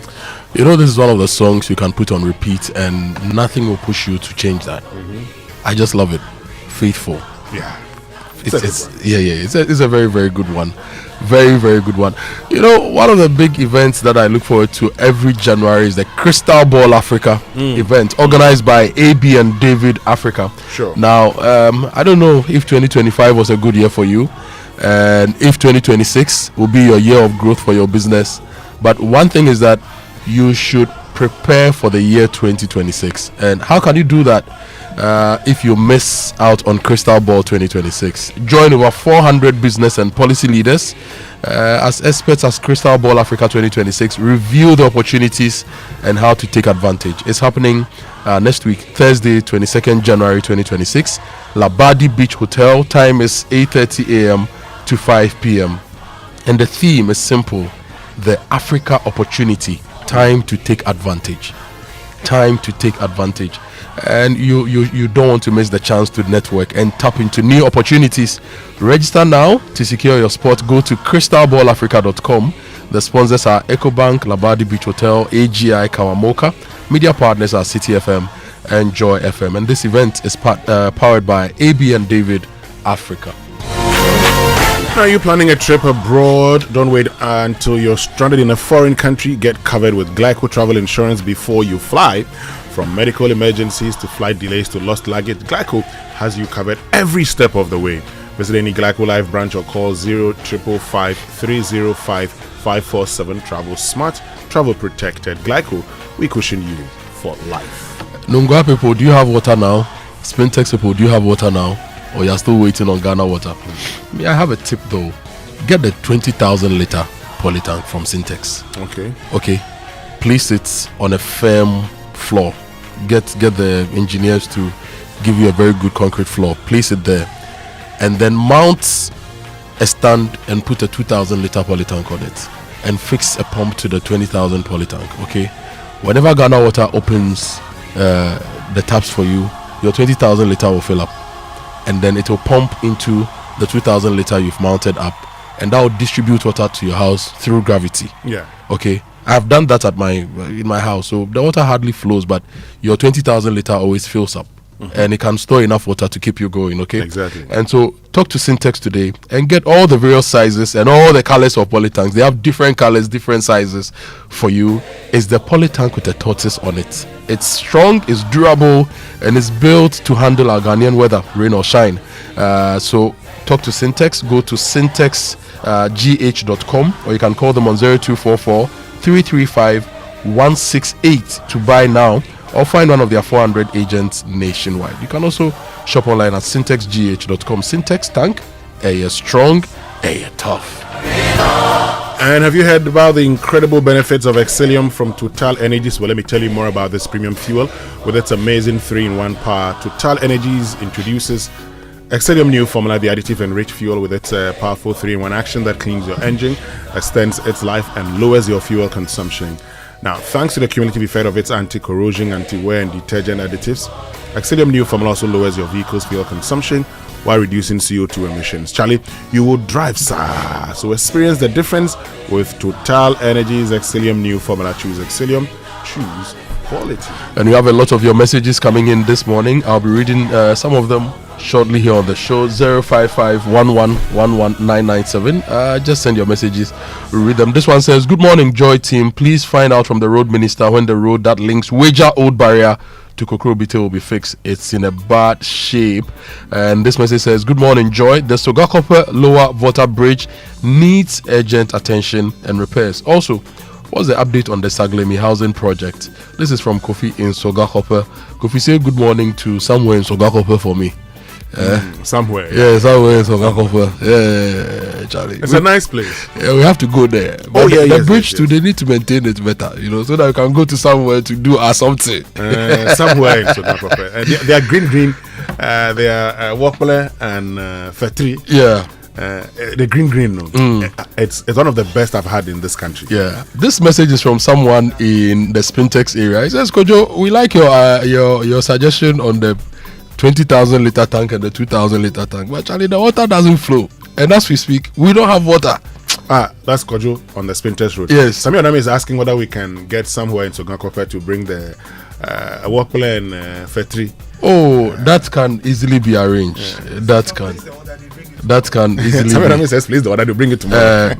Madam Philomena Dake, I know you are listening to the Super Morning Show. Yes. You know mine, no, the tilapia, no, I want one with a big head and all the eyes must be intact. Like your head.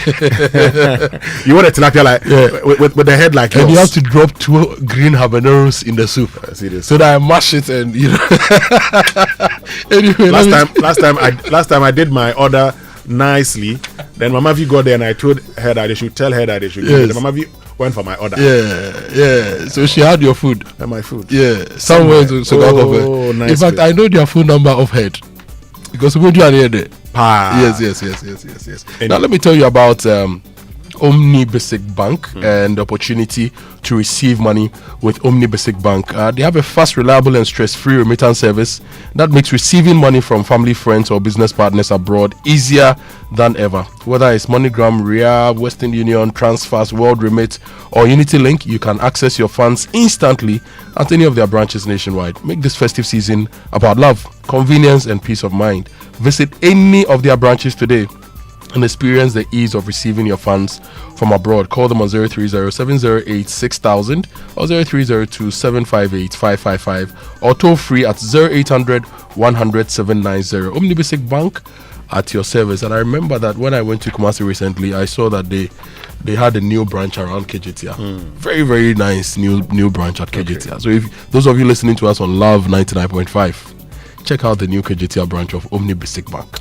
Great. Stay with us when we return after these messages, birthday shouts, sports, and food for thought here on the Super Morning Show. Welcome, contestants, to the final round. Winner takes all. For 1,000 points, all you have to do is give me the correct answer to the following riddle. I am one place, but with the right connection, I can be 1,000 other places. Some people call me magic. Some people call me a feeling. In me, you can be anything you want to be. I'm the most common and yet the rarest place in the whole world. What am I? A church. Oh, wrong. Contestant 3, what's your answer? The answer is home. Correct. Congratulations to our winner. Contestant 3. There's no place like home. Connect your home to super fast internet with affordable data bundles from MTN Home. Visit broadband.mtn.com.gh or your My MTN app to sign up today. MTN.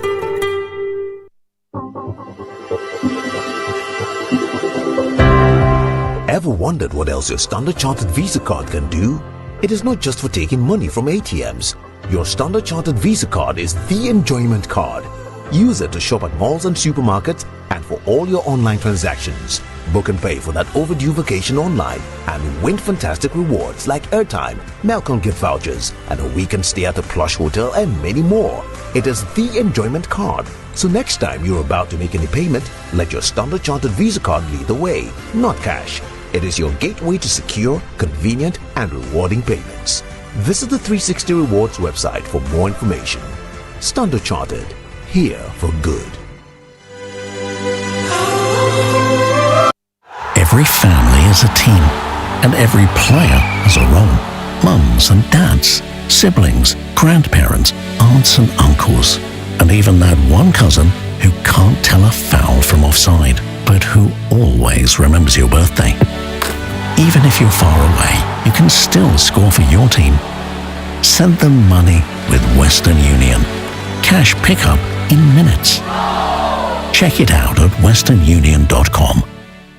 FPAC is effective for headaches and relieves the symptoms of flu, colds, and catarrh. FPAC blows away the pain associated with sore throats. During and after a hard day's work, FPAC relieves you of body pains. After the day's sports workout, FPAC helps the body to control the aching muscles. FPAC is effective against feverishness. FPAC reduces body temperature associated with malaria and other fevers. FPAC is effective against rheumatic pains. You can find FPAC in all pharmacy and chemical select shops throughout the country. FPAC is not recommended for children less than 16 years of age, ulcer and asthmatic patients, pregnant and lactating mothers. If symptoms persist for more than 2 days, consult your doctor.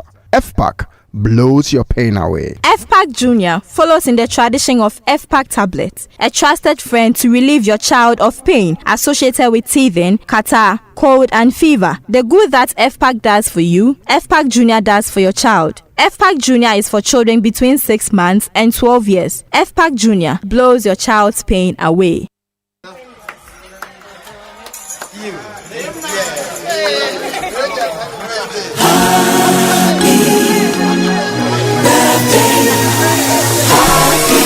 And welcome back. Thank you very much for staying with us. Time now for birthday messages here on the Super Morning Show, brought to us by MTN. Everywhere you go.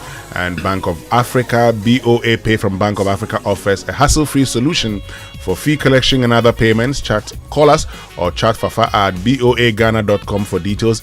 Bank of Africa, as strong as a group, as close as a partner. Today is the birthday of Class P. Yes, Della Russell Oklu. Yes.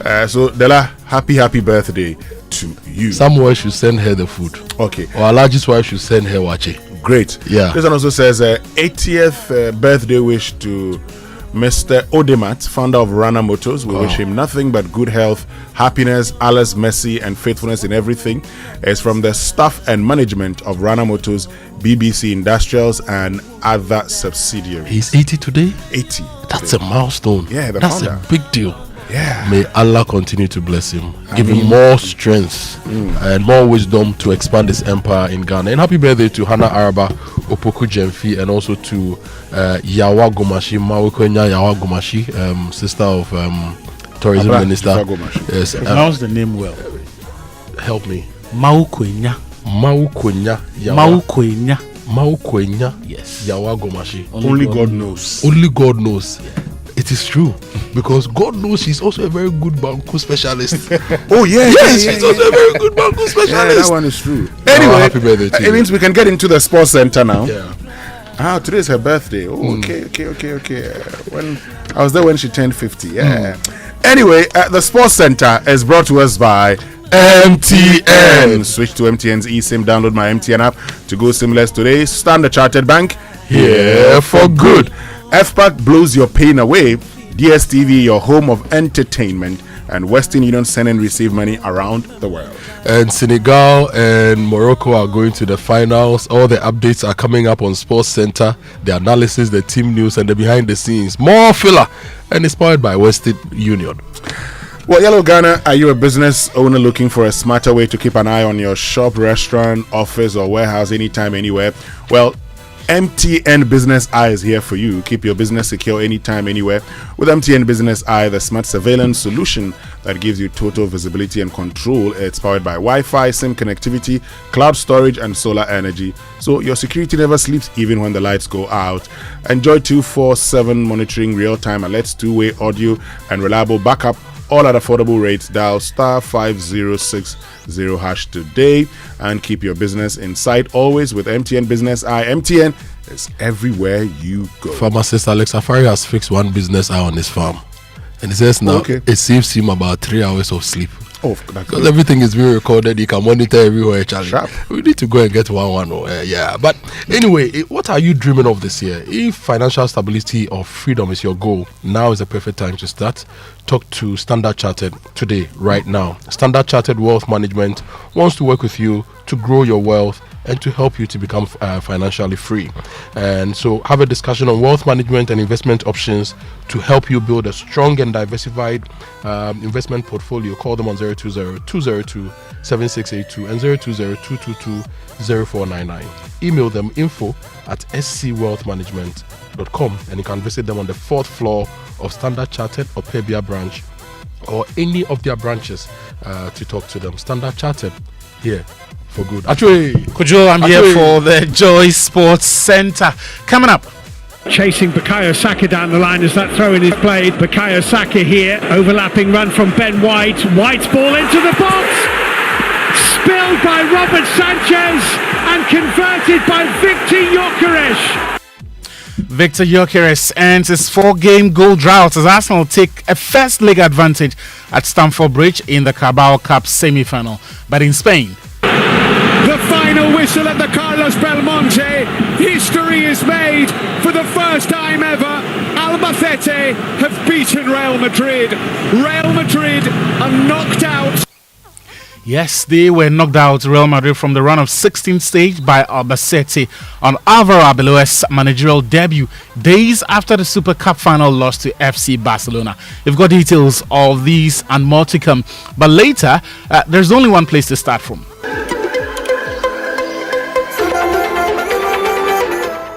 Inside AFCON is always proudly brought to you by Western Union. And first, but like Unwachu, oh, Bono with a save, one hand, kind of penalty save you expect to see in a shootout, but what it's done is put Morocco on the brink. In Nesiri from 12 yards out to send Morocco into the final. Finds it with conviction. He finds eternity for Morocco. Nigeria will play for third, but it is Morocco who will face Senegal in the final. Morocco's quest to host and win the tournament remained firmly on course after they beat Nigeria by 4-2 on penalties to reach the 2025 AFCON final following a goalless semi-final that went to extra time. Yassine Bono saved 2 spot kicks for the host to secure their first AFCON final appearance since 2004. Joy Sports editor Fentio Tahir Fentio watched the game in Rabat and adds an interesting perspective to the massive win for Morocco, who are chasing their first title since 1976. So several Moroccan fans still celebrating in the stands at full time, and you'd expect that the celebrations would go deep into the night, because after all, they've made history. The first time in 22 years that Morocco has reached the AFCON final, and they had to do it the hard way. A frantic start didn't necessarily translate into chances for them, with Nigeria remaining resilient all throughout the game.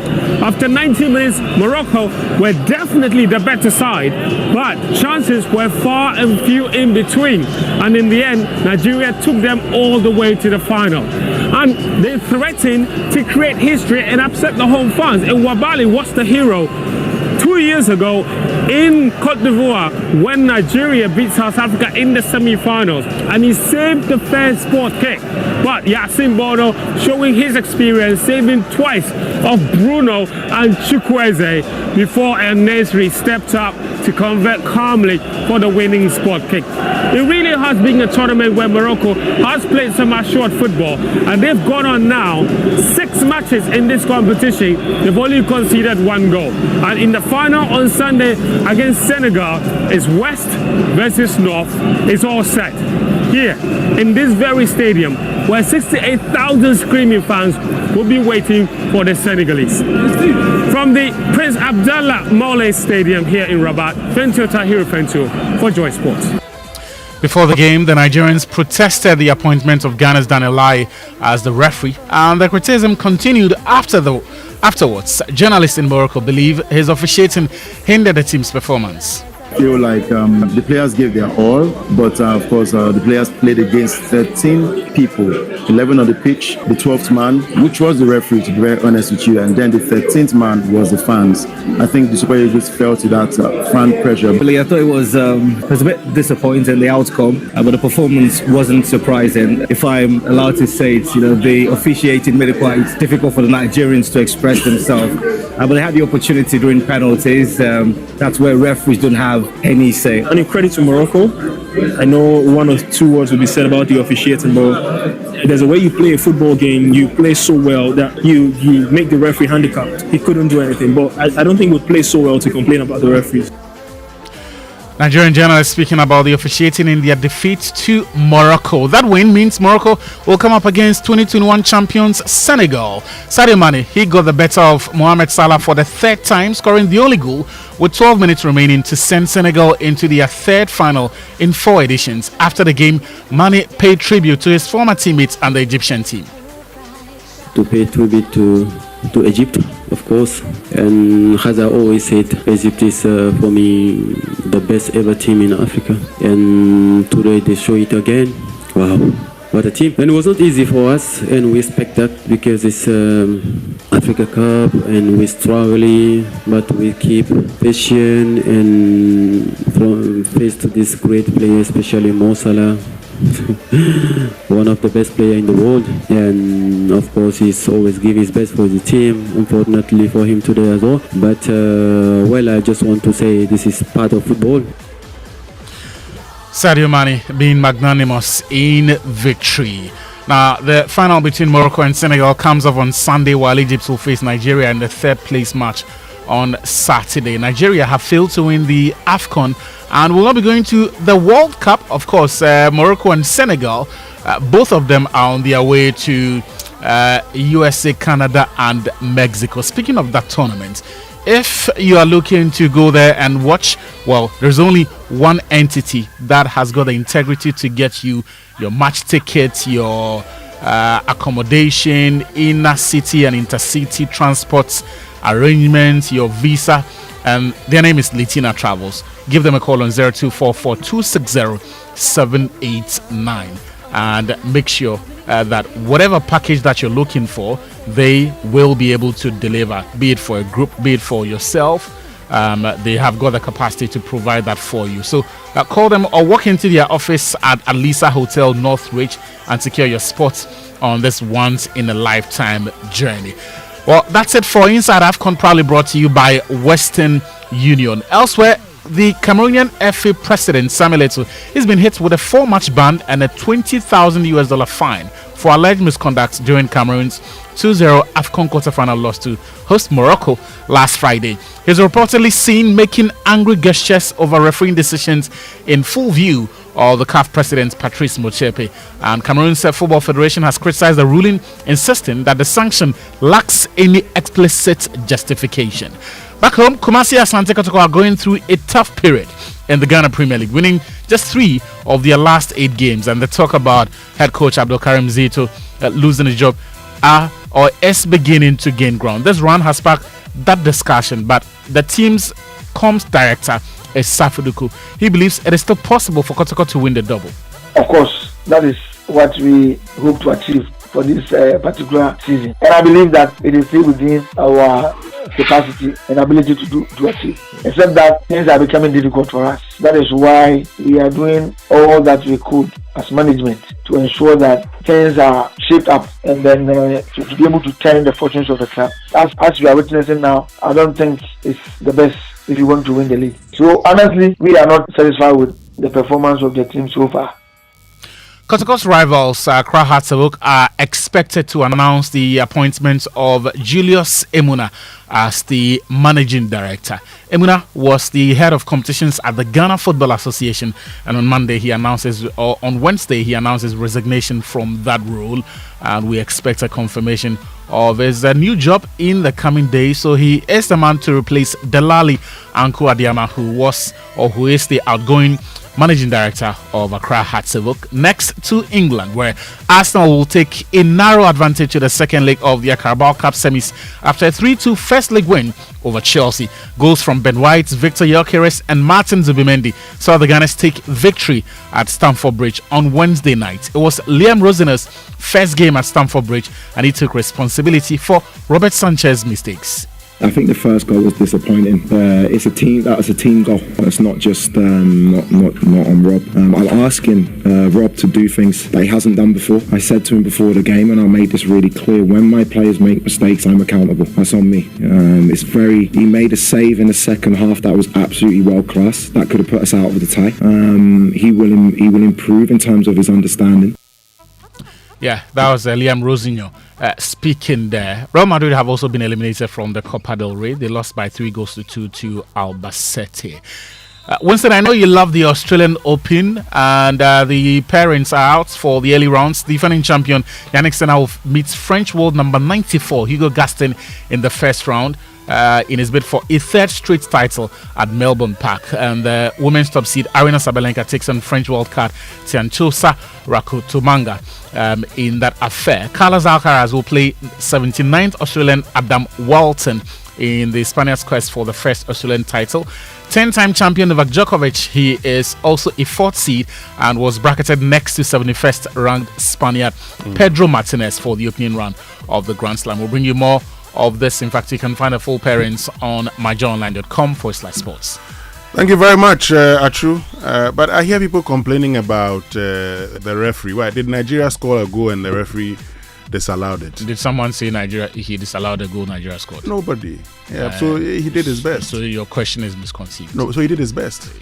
According to you, and then there are those who also he did his best. There are those who also believe there were a number of decisions that he got wrong. Okay. Yeah. But on the whole, I think he did well. Well, I also believe he was poor.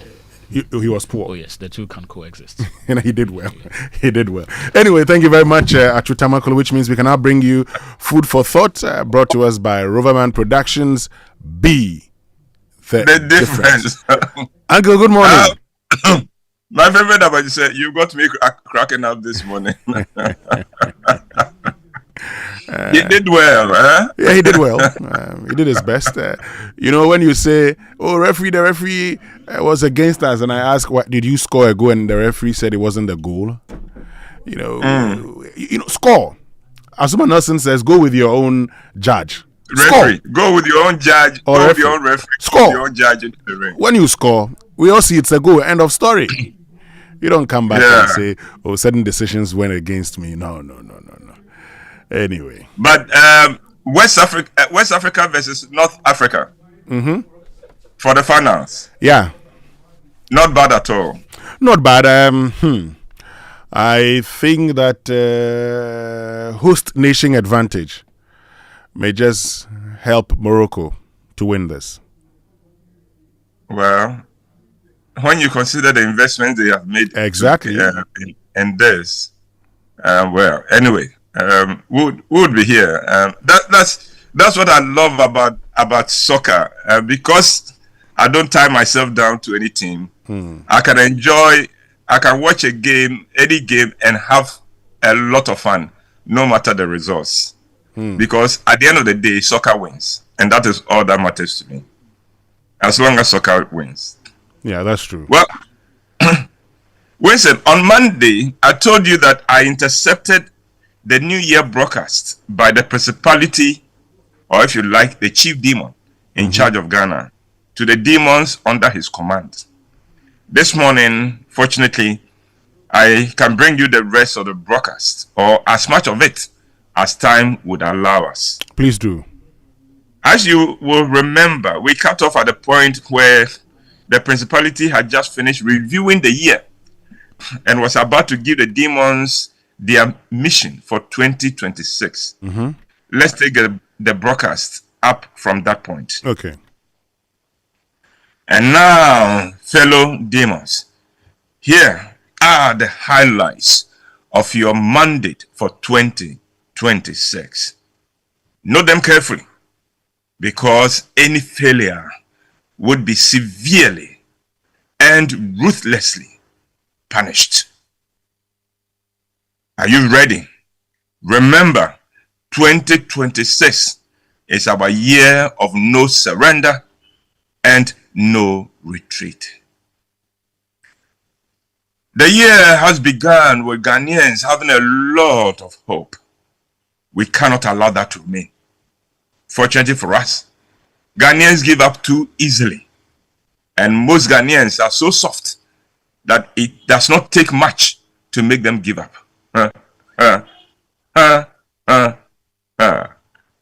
So our job is cut out for us.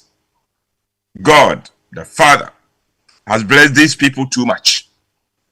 And we cannot stop him from continuing to bless them. Oh, but we can make them ignore and downplay their blessings. So let's do everything we can to get them to focus on fear. These are people who fear everything. Ghanaians simply love to be afraid and to live in fear. They fear black cats at night. They fear the sound of the owl. They fear a woman going through menopause and having heat rashes. They attribute that to witchcraft. And many women have lost their lives because of that. Some Ghanaians even fear to visit their hometowns.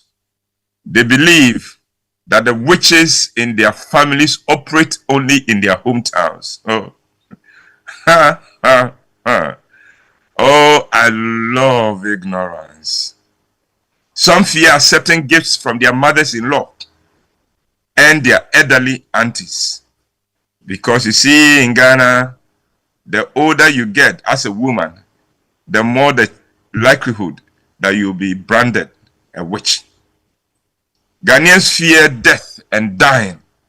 They believe death is evil and the end. Let's do everything to make them keep holding on to that untruth in particular. They must never accept the truth that death is a transition, not the end.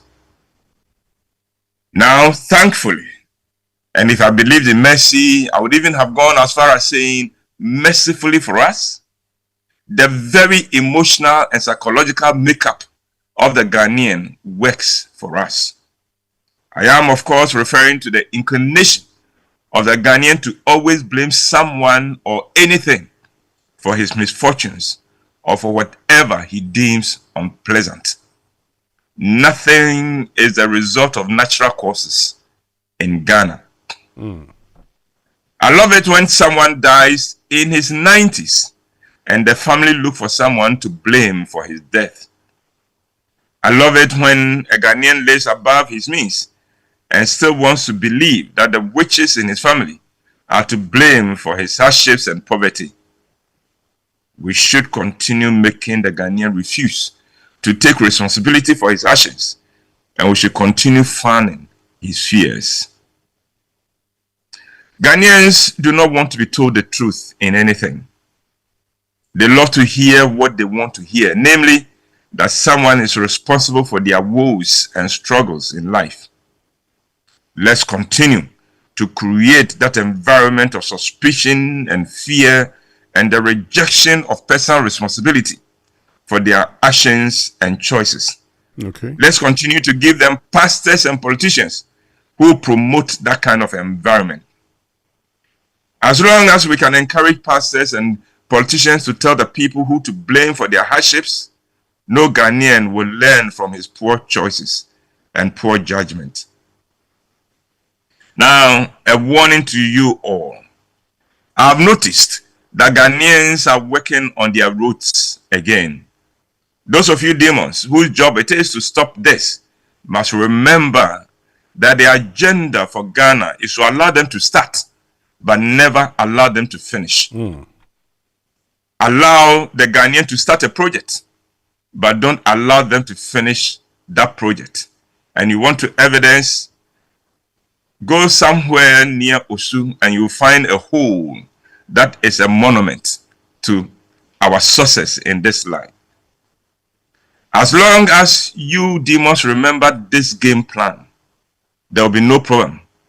But if you let them finish the roads and the projects they have begun or resumed in some cases, I promise you trouble of the kind you have never imagined.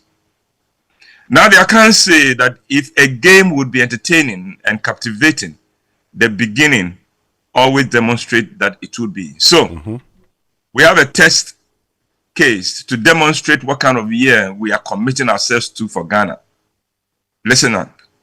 One of the major political parties in Ghana would be having its primaries to choose its flag bearer at the end of this very month.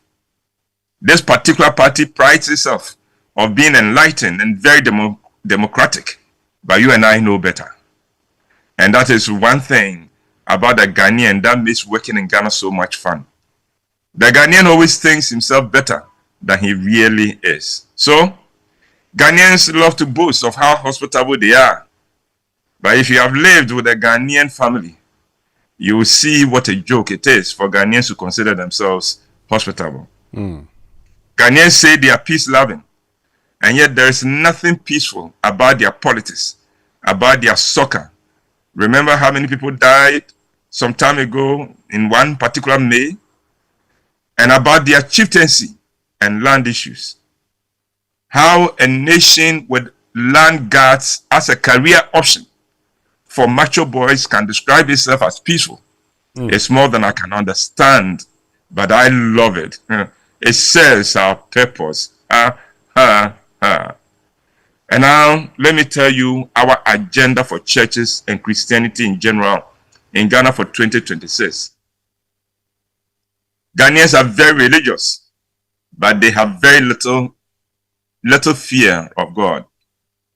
In other words, Ghanaians have religion, but very little spirituality. The goal for 2026 is to make Ghanaians even more religious and even less spiritual. Now, I am going to tell you how we are going to do that, exactly how we are going to do that. Oh, Winston, look at the time. I just looked at it.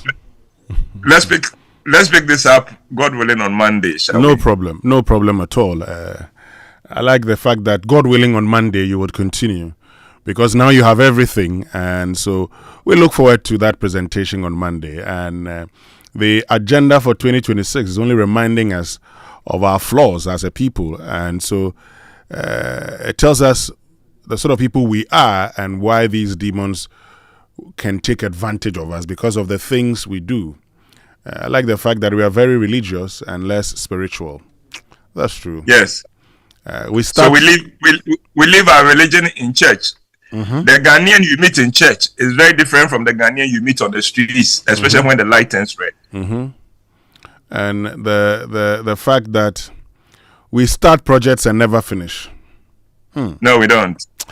That's and now in that the principality takes credit for a big hole just around Conference Center. The National Cathedral. Okay. I didn't mention anything. I said a big hole. Oh, I know that hole. I know. No problem. We look forward to Monday. Uncle Boy, thank you very much, and do enjoy your weekend. You too. How about yourself? Thank you very much. For Food for Thought, brought to us by Roverman Productions. Be the difference. It's 8 a.m. time now for the Business Minute, brought to us by Anointed Engineering Services, the generator experts. Hello, welcome to the Joy Business Minute, brought to you by Anointed Engineering Services Limited, the generator experts. Banks are warning that a push for a drastic reduction in interest rates could trigger economic shocks and put renewed pressure on the city. Private sector contributions to the Senate pension scheme have risen to 527 million cedis, the highest in recent times, signaling a turnaround in business activity across several sectors of the economy. The Ghana Revenue Authority has defended the rollout of artificial intelligence at the country's ports, insisting the move is necessary to boost tax collection and improve efficiency. And on the global market, oil prices fell for the first time in 6 days after US President Donald Trump signaled he may hold off on attacking Iran for now. Brent crude dropped as much as 3.4% to trade below $65 a barrel. And that's the Joy Business Minute, brought to you by Anointed Engineering Services Limited, the generator experts.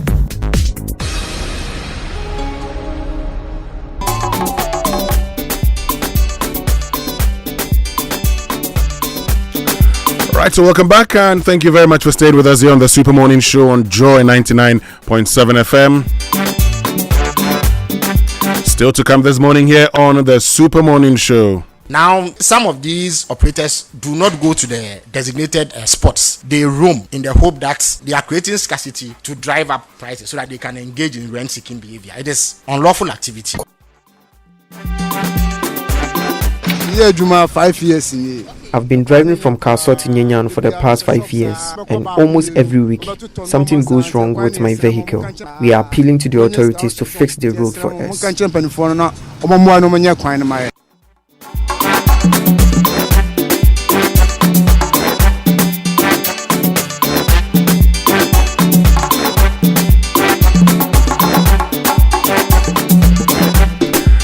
Well, so we're back to the problem again. The problem that, the minister in charge of government communications terms as rent-seeking behavior of these commercial drivers. So they tell you there are no vehicles, and then if you want the vehicles that are available, they tell you 20 Ghana straight, 15 Ghana straight. It's take or leave. If you're willing to join them, fine. If you're not, that's the end of it.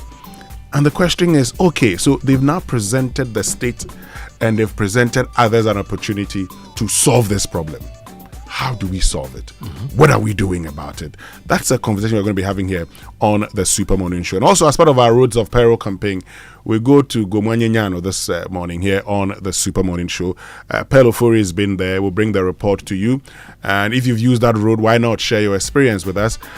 You can also share roads with similar, situation with us here on the Super Morning Show on Joy 99.7 FM. Social media messages brought to us by EcoBank, the Pan-African Bank, and number 10 Liversalt, a refreshing relief. Charlie, EcoBank went to Kaswa for the 5-star enjoyment. Yeah. Promo. Charlie, the people who have won the promo, you won't win some, man. Small, not all small. Do a small percentage. Do the necessary thing. They do 1.5 million. That's a lot of money. Yes. And there are a lot of winners. What I'm happy about is to see people winning and getting money to restart their year. Right, it's a big deal for me that people are getting money, and some of these people are getting money which is enough to capitalize them to do business. Now, this season, don't worry about bills. Don't let them scare you, because you can also enjoy free cash from the EcoBank 5-star enjoyment promo. You simply deposit in multiples of 400 Ghana cedis, or you take a loan in multiples of 4,000 Ghana cedis to build your points and enter a draw for a chance to win your share of 1.5 million Ghana cedis in cash and prizes, including 1-year insurance cover, gift vouchers, and multiples of 10,000 Ghana cedis. Now, if you transact with your EcoBank card or use the digital platforms, you enjoy up to 15% discount on rides, on experiences, on events, and more. So tap into the vibes and be one of the 10,000 lucky winners in the EcoBank 5-star enjoyment promo. Now, the promo is running till the end of this month, so take advantage. T's and C's apply, and EcoBank will never ask you for your PIN or your password. When in doubt, call 0800 003225 for assistance. EcoBank, the Pan-African Bank. And this message says, congratulations, Mr. and Mrs. Emmanuel Kute of Grace Methodist Latebi Okoshi, on your 15th marriage anniversary. You've not disappointed your good selves, your Sarah, your family, and most importantly, your God. More grace and favor envelop your love as you continue to the next milestone. Congratulations, Nikki Sarah, as from the Kote, Hammond, and Grace families. Okay, I think I've got another one here. Another message here before we go. And this one says, happy birthday to you, the love of my life, my honey, Mr. Theophilus Osana Apedo, head of strategy ADB. My honey, for the 23 years of our marriage, I am still very thankful to God to have been blessed with you, my loving husband, and a great father to Ivan and Ivana. Your patience is unmatched. You're truly a gift to humanity, and your kind is rare.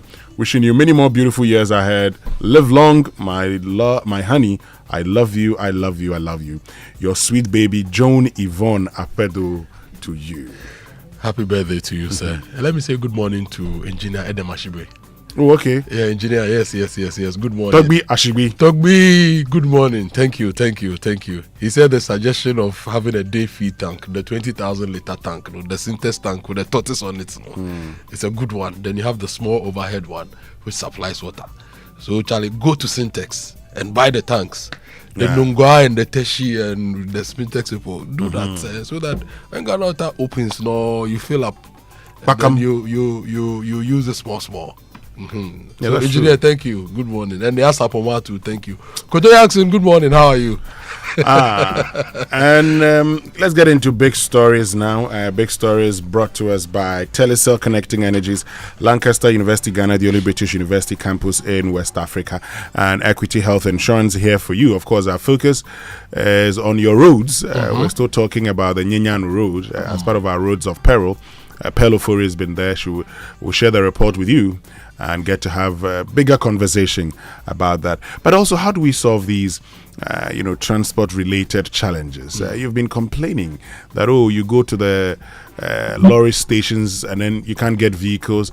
Drivers would then increase the prices, the fare, and tell you, well, if you're willing to go, then you have to pay this much. But, sometimes very high rates, well, how do we solve that? As a question we'll find answers to this morning here on the Super Morning Show. And your money deserves the safest home. And with Telecel Cash, you are protected every step of the way. No risks, no worries, no long stories. Just peace of mind. So dial *110# or download the Telecel Play app now for safe, secure transactions. Telecel Cash, the safer choice. Sende keke.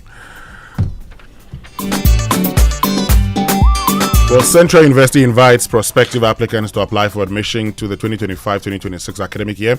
At Central University, we believe aligning who you are with what you do is the heart of our academic journey, one that goes beyond the classroom. And we are currently admitting students for the following programs: IT and engineering, architecture, design and planning, business, economics and communication, pharmacy, nursing, public health, law, psychology, social work. The diploma program for applicants whose results do not qualify them for undergraduate degree programs. Graduate programs include PhD, Finance, MBA, MPhil, MSc, and MA programs. Whilst the applicants are invited to try our program's eligibility checker on our website to assess their eligibility for undergraduate programs. No matter where your dreams are headed, Central University is where they begin. Central University, raising virtuous and transformational leaders for our world. Kofi, talking about this transport issue is taking me back to our conversations in August 2025. Okay. On the Sustainability Month, when we brought Benedict Arkest to the studio to look at the plans we have for transportation within the city. Sure. And I'm still looking at those plans, and I'm so sad that we have all these brilliant plans, but we are not implementing them. For example, the BRT routes that we designated. Over the years, we've not improved them much. Now, with the construction of the motorway extension of the Dawenya Road, we are going to get extra lanes, right? Yeah. The same for the Nsawam Road, the same for the Dodoa Road, the same for the Kaswa Road. Are we really looking at dedicated lanes for mass transit when we invest in all these in all this infrastructure, right? There was also the bit about the arterial bus system that we've designed. If you look at Accra, if you look at Kumasi, and almost all our big urban centers, we have concepts. What is left is for us to implement those concepts and be deliberate about them. So, for me, and things don't change when it comes to transport for me. And it's something that I have paid attention to for years. And the last time I was telling you, growing up in Kumasi, from Eija to Kejetia, Edum, Pampaso, and all those areas, the situation that we encountered back then is the same situation now. No improvement. It's not like on that very busy route, we've made improvements to the road infrastructure or the services or even the regulation to ensure that that small 15-16 kilometer journey doesn't last 2-3 hours. Then you come to Accra. I've lived here for 15 years. It's not changed. And unfortunately for me and you, we see the struggles of the urban commuter from dawn to late night. Yeah. we wake up very early and we see people on our roads looking for transportation to come to work. They are not looking for transportation to go and steal. Exactly. Or to go and kill. They want to go to work, they want to go to school, they want to earn a living. And because we've not planned and invested in this, people have to lose 1 hour, 2 hours, 3 hours of sleep to get to the roadside to go and get rides, to go to work, and suffer the same on their way back. Kojo, we're going to be talking about this in detail later on the show, but when we return after these messages, our friends from Academic City University will be joining us here on the Super Morning Show. Stay with us. We'll be right back after these. Auntie T, abeg, fix me gobetete Ghana. No gari, no oil, no plantain, just beans then eggs. Hey, brah, that be dangerous combination, no? Problem no day. I feel handle am. For Telecel, we the Bob say everybody gets what they like. That be why Made For Me bundles day. Based on your usage, you fit get your own data and call packages. Fala! Made For Me bundles like the way you the want them. That *530#, then buy Made For Me bundles today. Telecel. Connecting energies. Make a choice. Go for it. You need support to achieve. A new verse awaits you. The Republic Verse, where you're treated as uniquely as you are. Succeed, thrive, outshine yourself. This is our verse, the Republic Verse. Join the Republic Verse and big up. Republic Bank, we're the one for you.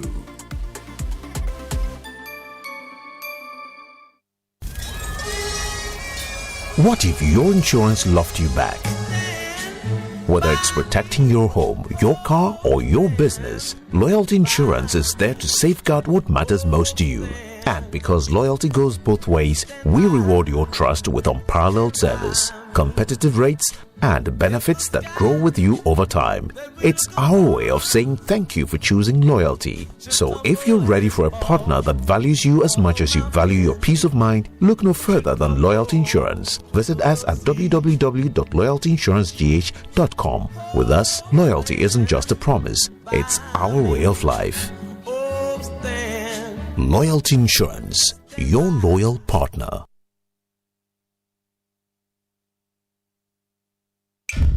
The Kakamutobi come out in the festive season, and they are as scary as our bills. But we don't want to miss out on parties, family, and festivals. Whether you say Akwaba, Maraba, Wezo, or Obake, EcoBank says tap into 5s in the 5-star enjoyment promo. Be one of 10,000 lucky winners when you deposit multiples of 400 Ghana cedis or take a loan in multiples of 4,000 Ghana cedis to win up to 1.5 million Ghana cedis in cash and prizes. 1 year insurance cover, gift vouchers, and more. That's not all. Use your EcoBank card, mobile app, USSD, or POS to transact and enjoy up to 15% discount. Tap into vibes with EcoBank. T's and C's apply. Bills shouldn't scare you. EcoBank, the Pan-African Bank. EcoBank will never call or text asking you to verify sensitive information like your PIN, Ghana card, or bank card information. Pay better attention to details. Honey, Easter in Dubai will not be bad, crowd. What do you think? Hey, Dubai pa! But how? The Activa Sida promo. Hey. Activa Insurance is thanking its customers and welcoming new ones. Just buy or renew any Activa Insurance policy and enter into a draw where you can win a fully paid trip to Dubai. Flight, hotel, and tours all covered. And if not Dubai, you can still win TVs, fridges, washing machines, and many more. Really? Yes. Buy your home, motor, fire, travel, personal accident insurance, or any Active Lady solution. Amazing! Walk into any Active Insurance branch or agency nationwide or dial *713 *313# now. Asida promo is partnered by Travel Planners Ghana, your travel experts, and Malcolm. Promo ends 5th March 2026. T's and C's apply. Active Insurance. Our clients, our passion. This promo is regulated by the NLA on the Caritas Lottery platform. Coffee in your cup and joy on the set. The Super Morning Show is always the best bet on Joy 99.7 FM.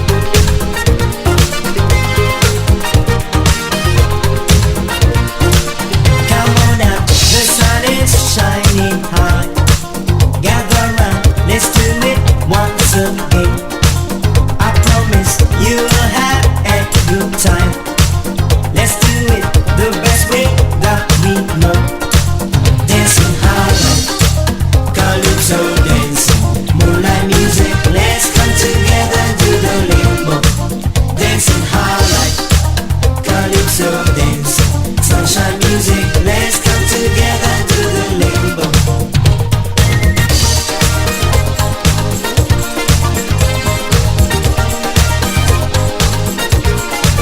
Come on now, the sun is shining high. Gather round, let's do it once again. I promise you will have a good time. Let's do it the best way that we know. Dancing highlight, calypso dancing, moonlight music. Let's come together and do the limbo. Dancing highlight, calypso dancing, sunshine music. Let's come together and do the limbo. Dancing highlight, calypso dancing, moonlight music. Let's come together and do the limbo. Dancing highlight, calypso dancing, sunshine music. Let's come together and do the limbo.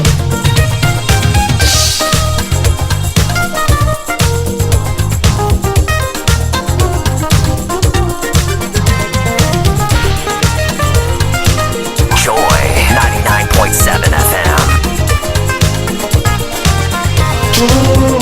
Joy FM. I love this station.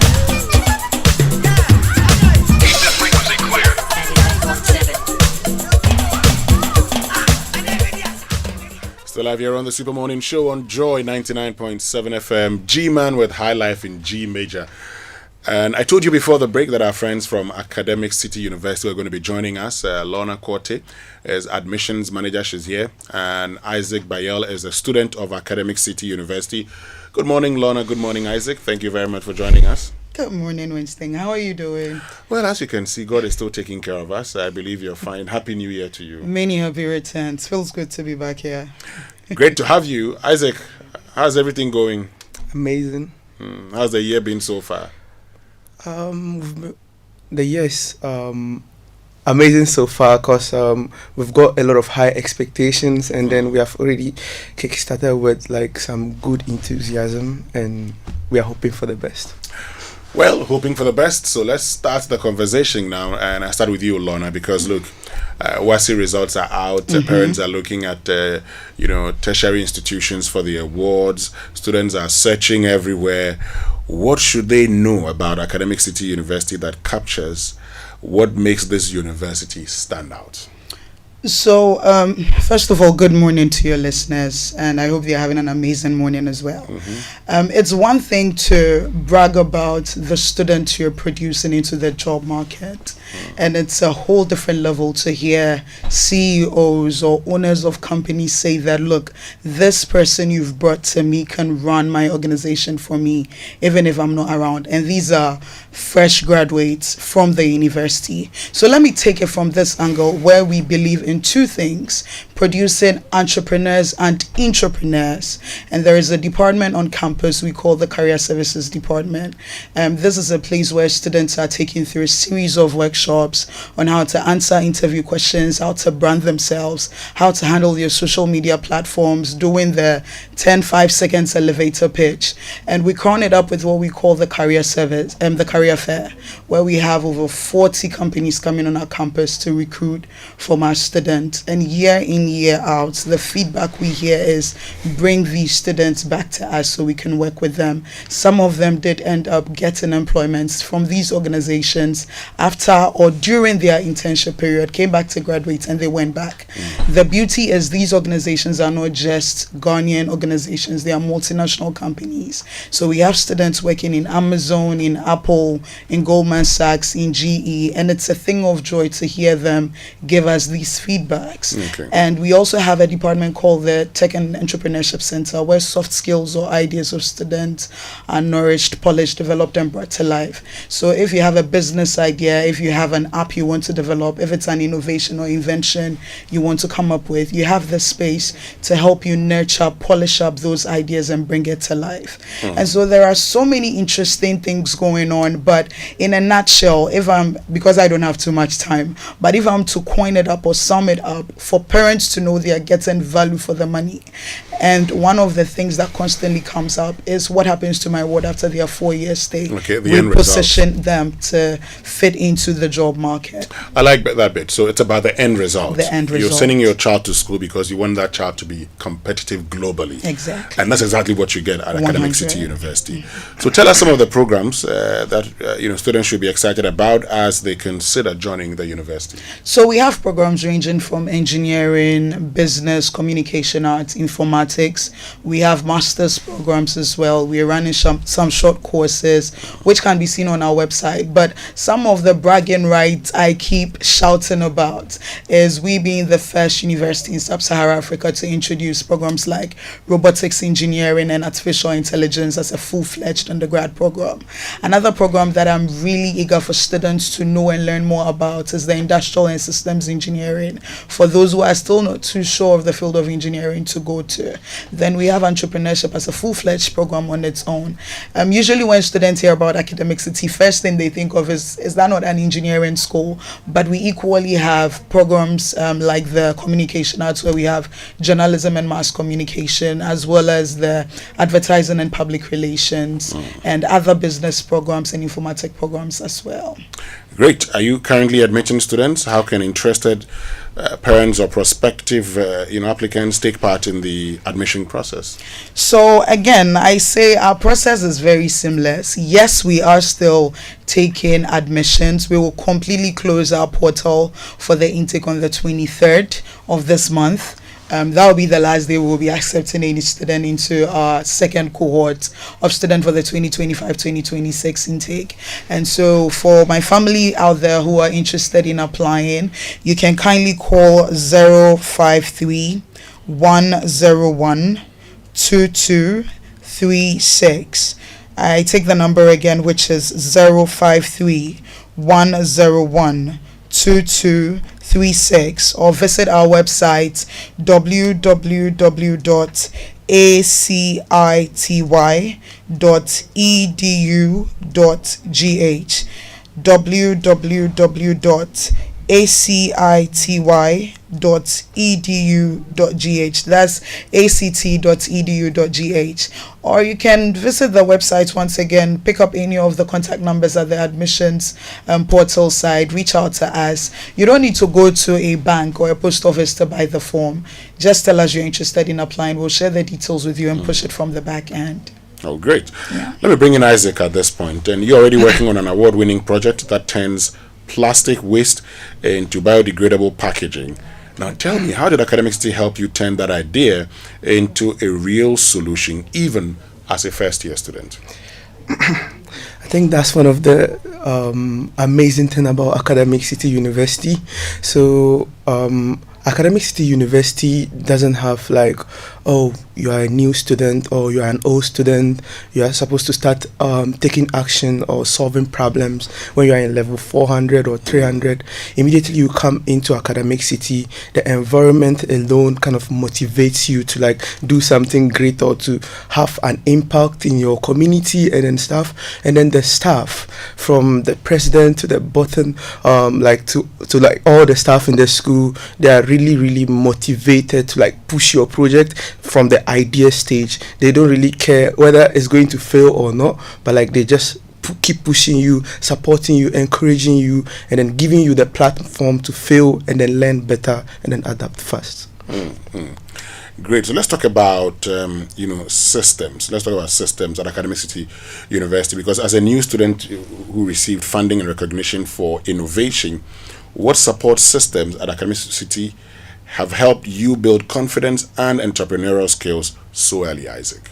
So yeah, the systems, I think there's a lot of systems in place in Academic City that actually pushes innovation. So first of all, we've got like a lot of facilities, like which we've got a lot of machineries, like in the make lab, or you go to the mechanical workshop, which is my favorite because I like doing a lot of welding and then building my stuff from scratch. And then also we've got the school, the staff, they are so encouraging, and then they are so supportive, and then regardless of the idea, they are always there to like push you and then support you, and when you fail, they are always ready for you to like get back up and then give you the push that you need to like build your ideas. And also the learning experience over there, the teachers over there are really motivated to like give out their best to the students, and you feel so comfortable and safe,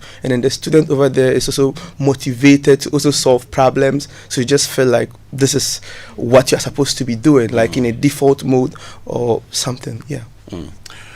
Let's look at it this way. I mean, for many parents, they always would want the assurance that their children will graduate job ready. And we say there's no time for you to now leave and be going back to read courses here and there to prepare you for the job market. So if I'm sending my child to a university, I want him to go to a university where he or she leaves job ready.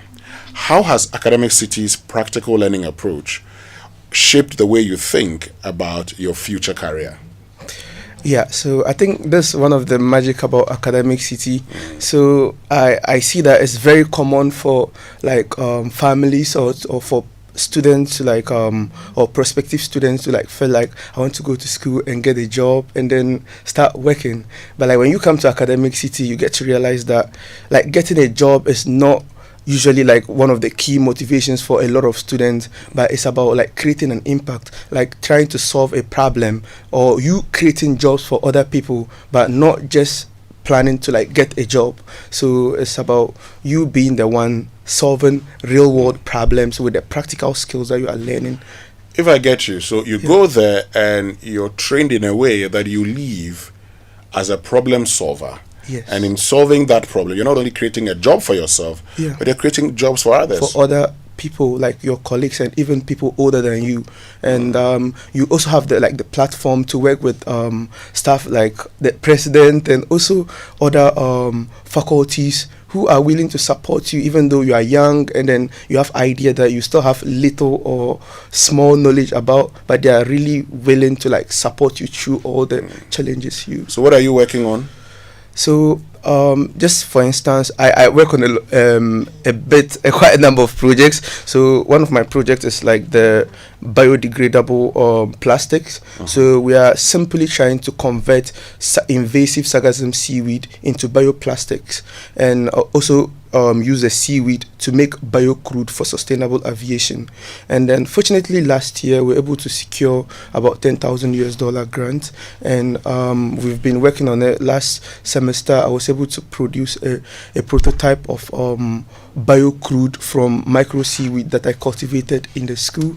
And and this is just like a bit, but I do work on other mathematical stuff, which is like more theory than practical as well.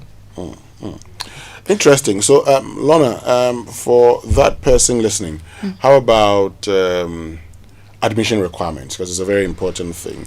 Sure. You've talked about all these beautiful programs. How do I know I qualify to be enrolled into Academic City University? Our process is very seamless, like I said. But again, like you said, you need to meet the requirements to be able to go through the process. The entry requirement is a one-way street. There's no cuts and corners. So for our WASI students, we need a minimum of C6 in 6 subjects to be able to give you the admission. We need 3 from your core, 3 from your elective subjects. I'm usually tempted to mention the cutoff points, but I mean GTech, that's a GTech requirement. With the students looking at the engineering programs, you need to have an engineering background to be able to study any of our engineering programs or the artificial intelligence program. So you come with your English, math, science, and we look at your elective math, elective physics, and we can substitute between biology or chemistry or IT depending on the elective you're doing. For those who are interested in biomedical engineering, my darlings, I'm so sorry, it's straightforward. We need your elective math, elective physics, elective biology, English, math, science to be able to gain the admission. For the A-level student come with 5 passes in your IGCSE, and what a good pass is in your 3 A levels to be able to go through. And again, if you are interested in the engineering program, your your physics and then your mathematics is very important to have. We take for IB students, be it English IB or French IB as well, but you just need to meet what the good grades or good requirements are to be able to come through. Great. Before we wrap it all up, for those who are listening to us and still undecided, why should they come to Academic City University? Again, I shamelessly say this every time. If you're looking for a space to be innovative, to be creative, to explore and experiment with real machines that are used in the industry, to also discover all these potentials you have within you, then Academic City is the right place to be. And let me just chip this in. Every day is a campus tour day, and so you can drive through to our campus, see the facilities. We can equally engage meeting with you, with our faculty people who would help as a counselor for especially those who are not sure of what to read in the university. They'll give you a proper breakdown to understand what you are going into or which avenues you should look at. For those of us who rewrote the WASI because maybe mathematics was not too favorable for us, and again, we knew from the news that this year the math was not too good, and you are at home waiting for it, you reach out to us. Let us keep you engaged till the results are out. We would officially enroll you into our system. So don't hesitate to reach out to us. And how do we reach out to you? So again, on the number to reach out to us on, it is 053 101 2236 053 101 2236. And if you call and the number is busy, please go to our website, which is act.edu.gh, to pick up any other number from the admissions department, and we'll assist you with any inquiry you may have. Thank you. Great. Lorna Quarty, Admissions Manager, Academic City University. Thank you very much for joining us. And Isaac Bayel, student of Academic City University. Thank you also. We wish you all the best. I'm waiting for you to graduate and create that job, make that innovations that you're involved in big to solve our problems here in this country. Okay? Yes. Great. Isaac, thank you very much. Folks, stay with us. I want to return after these messages. We'll share with you how drivers who use the Nyenyano road are complaining as part of our Roads of Peril series and how we can address that. But also, for those of you who have been complaining about commercial vehicles charging arbitrarily, well, how do we solve that? How can the state deal with that challenge after these? Coffee in your cup and joy on the set. The Super Morning Show is always the best bet on Joy 99.7 FM.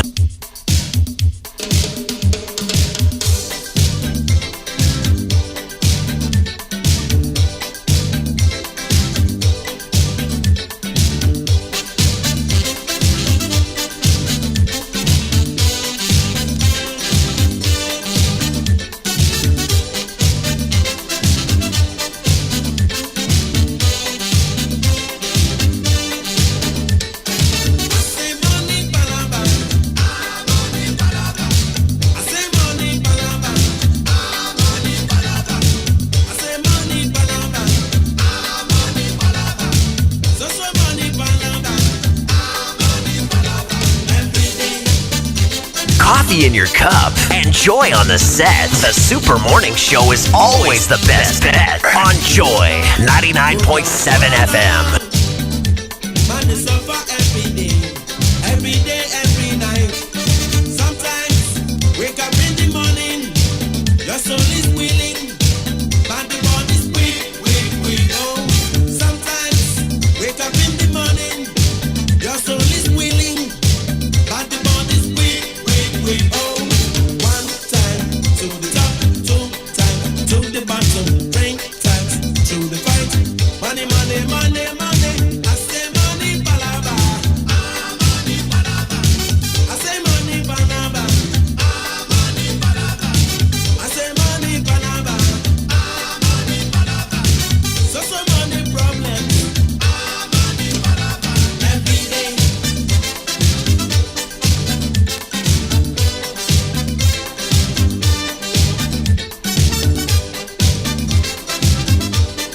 Coffee in your cup and joy on the set. The Super Morning Show is always the best bet on Joy 99.7 FM. Monday walk out every day, every night.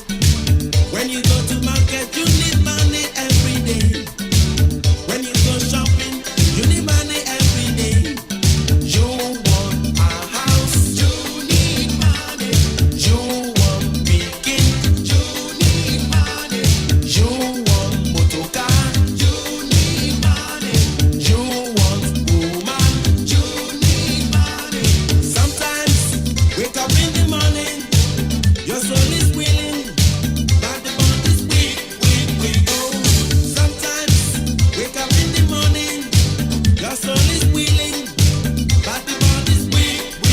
Oh, one time to the top, two times to the bottom. One time to the top, two times to the bottom. Three times to the fight. Money, money, money, money. I say money, palava. Coffee in your cup and joy on the set. The Super Morning Show is always the best bet on Joy 99.7 FM.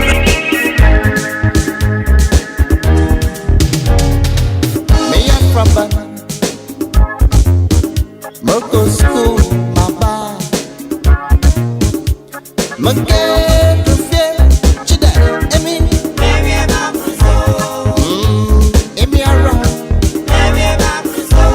Oh, emi oh.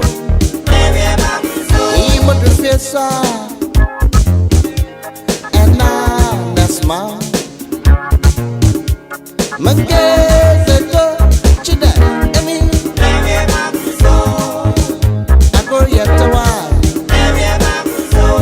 Oh, Emio,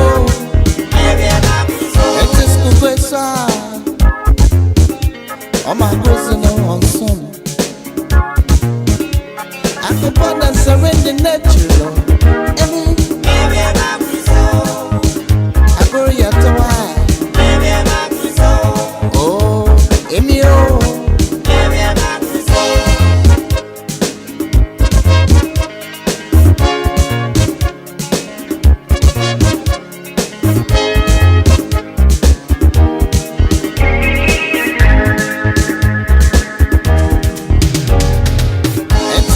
Not we mara. Make sure I'm a sewa. About Fefe. Adam, Mama Samadon. I'll tell you way. Yeah, about Fefe. Oh, Emiara. It's a more Srama Sewa. Make him catch the yo. AJ, never see. And ham, there you go. Now, Sam, and I remember. Listen, Emi.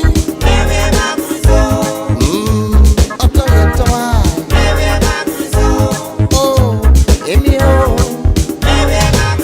It is in my pakokra. Message number them.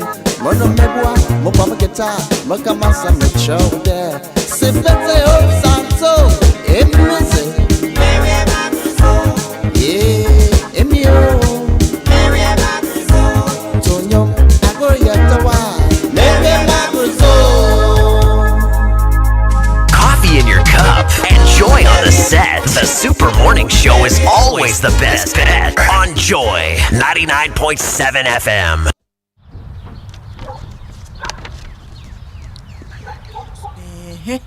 Hey, do they want to sack you dry? Now, why shall tin way? Engagement things and kwenye. Hey, sure. They even added washing machine, fridge, flat screen TV, 65 inches and so. How do they expect you to buy all these and still take care of your family? Oh, Kwame. Mama. And how hukra? With Access Bank's Pick Now Pay Later, we can get everything now in minutes and pay at 0% interest over the next 6 months. Eye koko kra. Hey, sir. Access Bank says faster is here. With a now digitized Pick Now Pay Later, life's big moments are within reach. Just click, pick, approved in minutes. For more information, call our 24-hour contact center on 0800 00 4400. Terms and conditions apply. Access Bank, more than banking. Hey, is it my TV or my eyes? Why? If you say everything clear past my future. Charlie, it's not your eyes, it's the TCL C6K QD Mini LED TV. With QD Mini LED technology, you get deep blacks, bright highlights, and colors so real. See, even the referee's board head, they shine. Movies, football, gaming, every detail sharp like a new razor blade. If your old TV they show bleh bleh, Charlie, it's time to upgrade. Visit any Electroland Ghana shop for yours and enter the ongoing Achedia promo. TCL C6K QD Mini LED TV. TCL, inspire greatness. Coffee in your cup and joy on the set. The Super Morning Show is always the best bet on Joy 99.7 FM.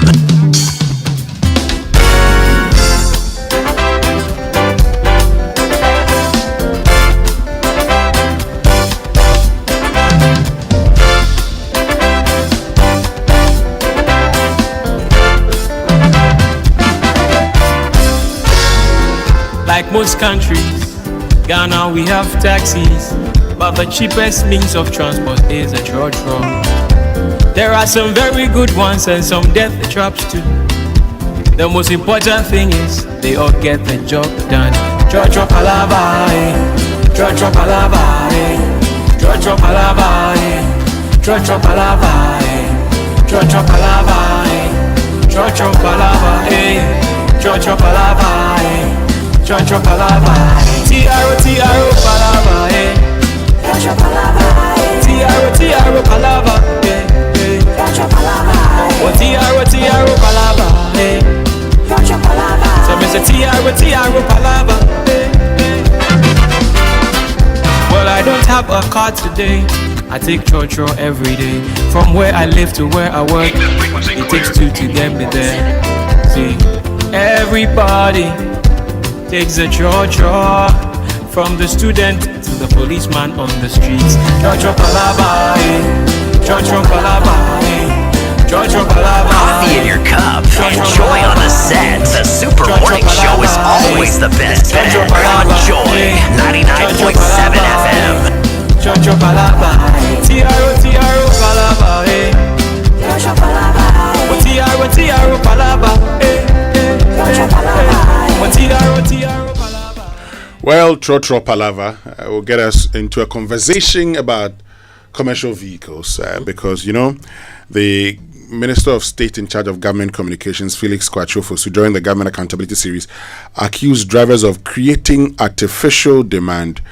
And meanwhile, the commercial drivers reject this claim of rent seeking to force price hikes in fares during peak hours. You know that for weeks, commuters have struggled, especially in Accra, due to the shortage. There's more in the following report. In Accra, traffic is costing commuters more than time. As congestion worsens, commuters also face higher transport fares, particularly during rush hours. Reacting to the situation, the Minister of State in charge of Government Communications, Felix Ofosu-Kwakye, has accused some commercial drivers of deliberately reducing vehicle availability to push fares up. Now, some of these operators do not go to the designated spots. They roam in the hope that they are creating scarcity to drive up prices, so that they can engage in rent-seeking behavior. It is unlawful activity. Commercial drivers responding to the minister have rejected the allegation. Yeah, totally wrong, outrageously wrong. He has got everything wrong. No, the station here we don't do that, but here we regulate whatever is there, and no driver here charges more than what we are supposed to charge. What the minister is saying is it's not true. He is totally wrong. By right, he should have come down and then take the information from here and then can convey it to the public. And then those charges more than necessary are those wole, they go and come, we don't even know them. We, the station drivers, don't do that. If the minister has noticed the problem, he should focus more on those involved. Meanwhile, government says it has asked Metro Mass Transit to deploy buses to ease pressure on busy routes, while the Minister for Transport has summoned the GPRTU and other transport unions for discussions. Reporting for Joy News, Collins Frimpong. Coffee in your cup and joy on the set. The Super Morning Show is always the best bet on Joy 99.7 FM.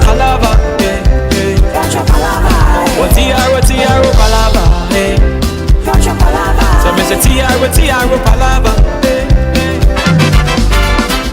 Well, I don't have a car today. I take church every day. From where I live to where I work, it takes two to get me there. And while we're talking about this at La Paz, the Tema station in La Paz, you can see long queues with no vehicles. Yeah.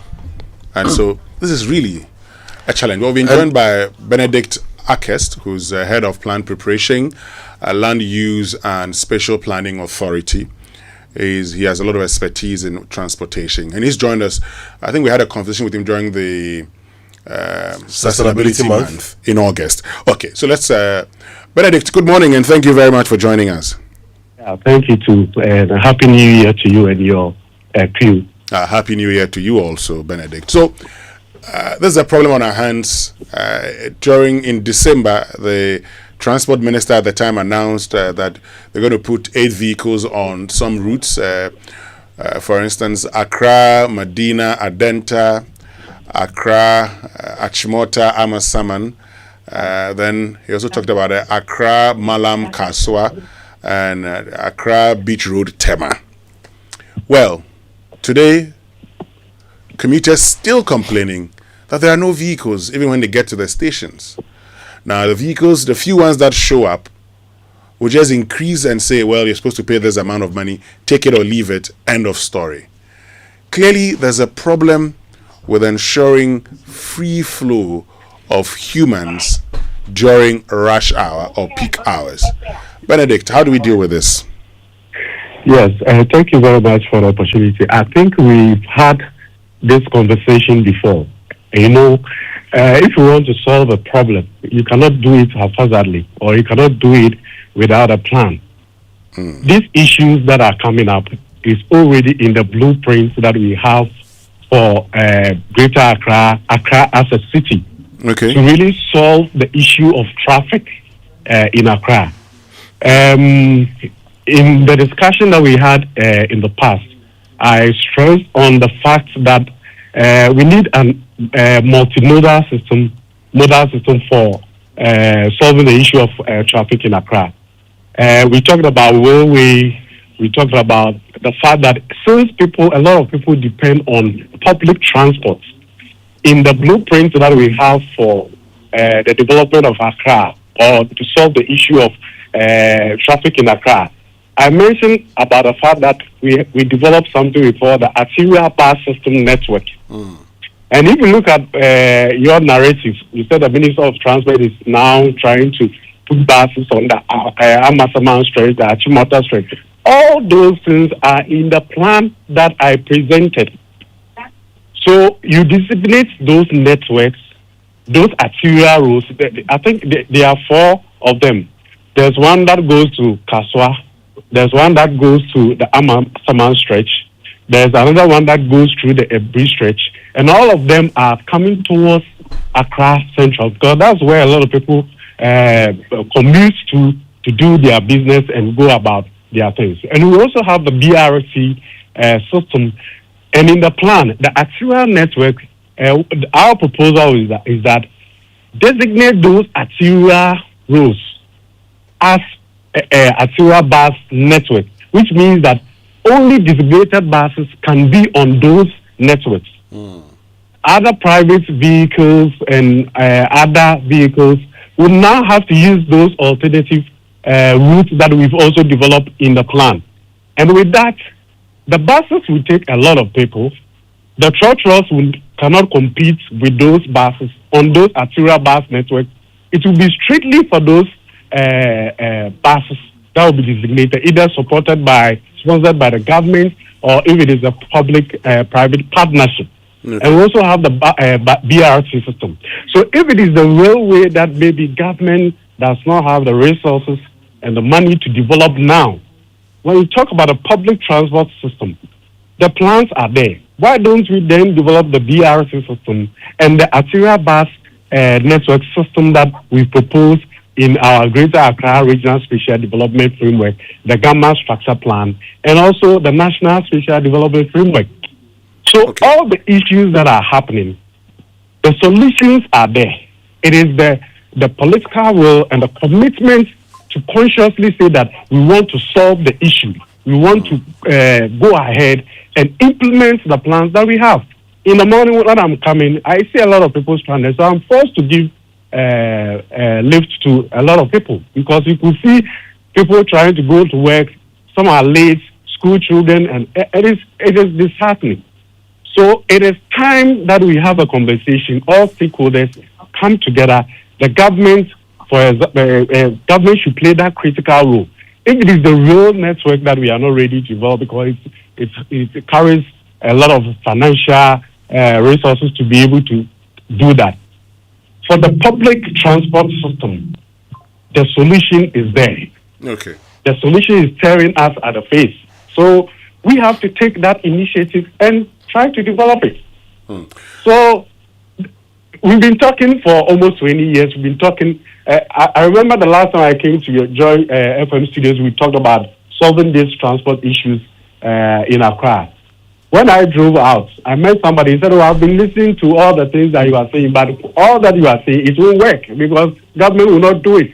So you will talk." So I told him that I will still continue to talk, still do the advocacy. But we hope that one day the government will see the need that it is time to implement the plans that we have to solve our problems. Now, these roads that you talk about, designated roads, for instance, I use from, the Achimota stretch. You see designated BRT roads. So you're saying those roads be reserved for these buses? Yeah, so we have the BRT network. So in the plans that we have the BRT network. That is different from the arterial bus system network that we propose. So either the government develop the BRT or the arterial bus network. So they can even develop the two. So because they serve different purposes. And once it's multimodal or once they provide different options for passengers. Depending on the choice of what the passenger wants, you will be able to take that one. So for the stretch that you are talking about, we have the BRT network that is there. Then we have the arterial bus system network that is also there. So it calls for expansion and also putting in the needed infrastructure to be able to designate those networks as arterial bus network, which means that apart from the buses that will be designated to ply those roads, no other vehicle can do that. And the way we plan, we looked at the inconveniences that it will also bring, and we designated other areas where the trotros and the taxis and all those things can fly because it is linked. So when somebody board a bus that flies the arterial bus network, there are transit points where if you transit, then the trotros and the taxis can also now take over.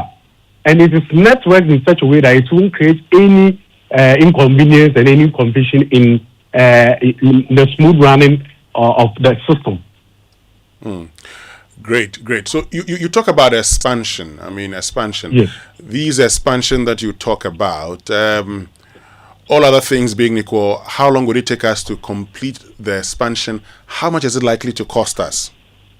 No, so for the expansion that I'm talking about, already the reservations are there. If you look at the arterial networks, urban roads or even highways, most of those roads are 200 feet. And currently, apart from the rights of way, those reservations are there. So what do we need is that we need to clear those reservations. And also because in the plan, we also try to develop the pedestrian network system. So that pedestrians, because most of the areas where pedestrians are supposed to also commute or pass, that's where a lot of people are doing businesses, selling and all those. So in the plans, they are there. We don't need serious expansion to be able to implement that.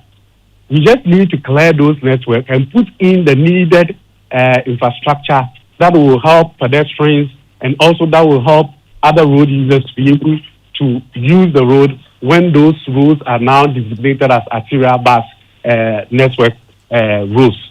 Yeah, so in terms of cost, we'll have to let the engineers, urban roads and all, they have to come together to be able to do those cost so that government can factor in. We are talking about big push and all that. You can do big push for the major, that connects major towns and cities. But within the city, if you don't solve the problem of traffic within the city, that is also another layer of the problems that we are having as a country in terms of our mobility and also transport issues. Yes, so whilst we are looking at that bigger picture of big push, we have to also look at our inner cities or our cities, the plans that we have there, so that we can quantify them in cost, so that the government can take it up. So that is the conversation that we need to have. And while we have that conversation, since you've looked at the plan, how soon can we roll the plan out? The plans are already there.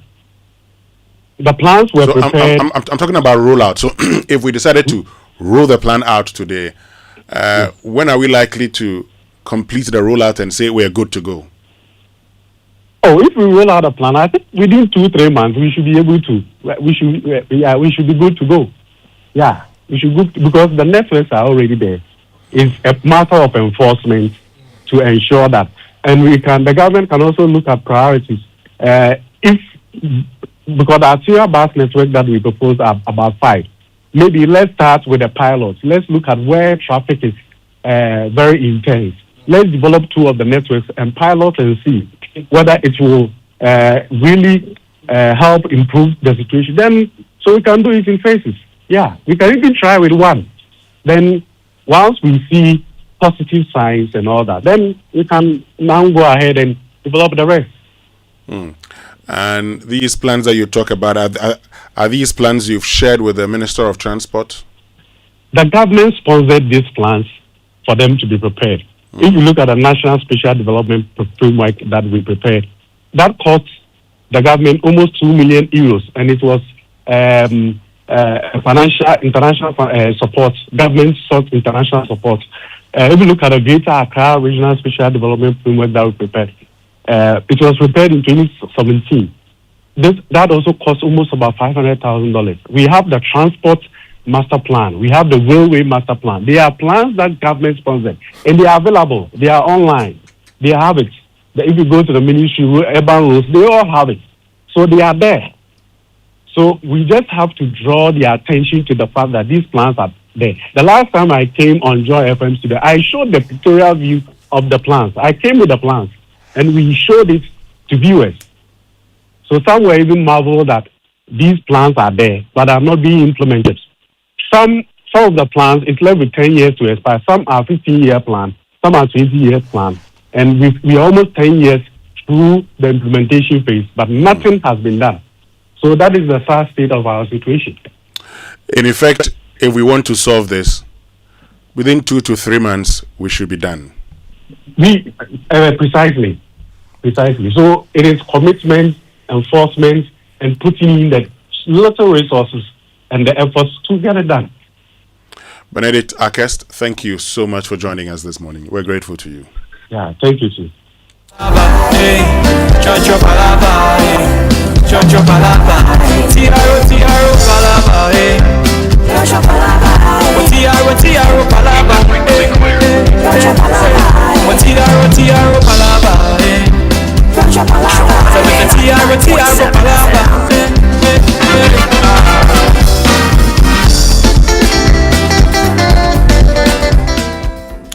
Well, so that's Benedict Akes, head of plan preparation, land use and spatial planning authority, with a lot of expertise in transport planning systems. And so he's been sharing his views with us on what he believes can be done. He says the plan is already there. If we get into implementation, between 2 to 3 months, we should be done. And all the challenges we're experiencing today, I mean, if we have buses on arterial road network functioning regularly, if you want to remain in business, then you have to be very competitive. Well, Kojo? I mean, I think Benedict has said everything that must be said. And so I don't know what I can add to it. We have the plans. We will be sharing some in the stream. And they've been done. They've always been available. And I don't know if saying that the Ministry of Transport consistently has been a failure in this country would be an over repetition of my position on the Ministry of Transport. But look, we have the plans, we have the men, we have the brains. It's just about implementation and commitment. And I don't see why we are seeing a change in inflation, right? And we are happy, but we are not seeing an improvement in commuting time within the city and affordability and comfort. It's also one of the main measures of growth. Any country so developed actually invest in mass transportation.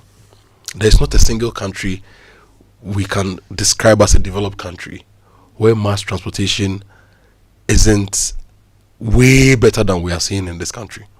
And over 60 years, same thing, no improvements. And for me, it's the transport ministry.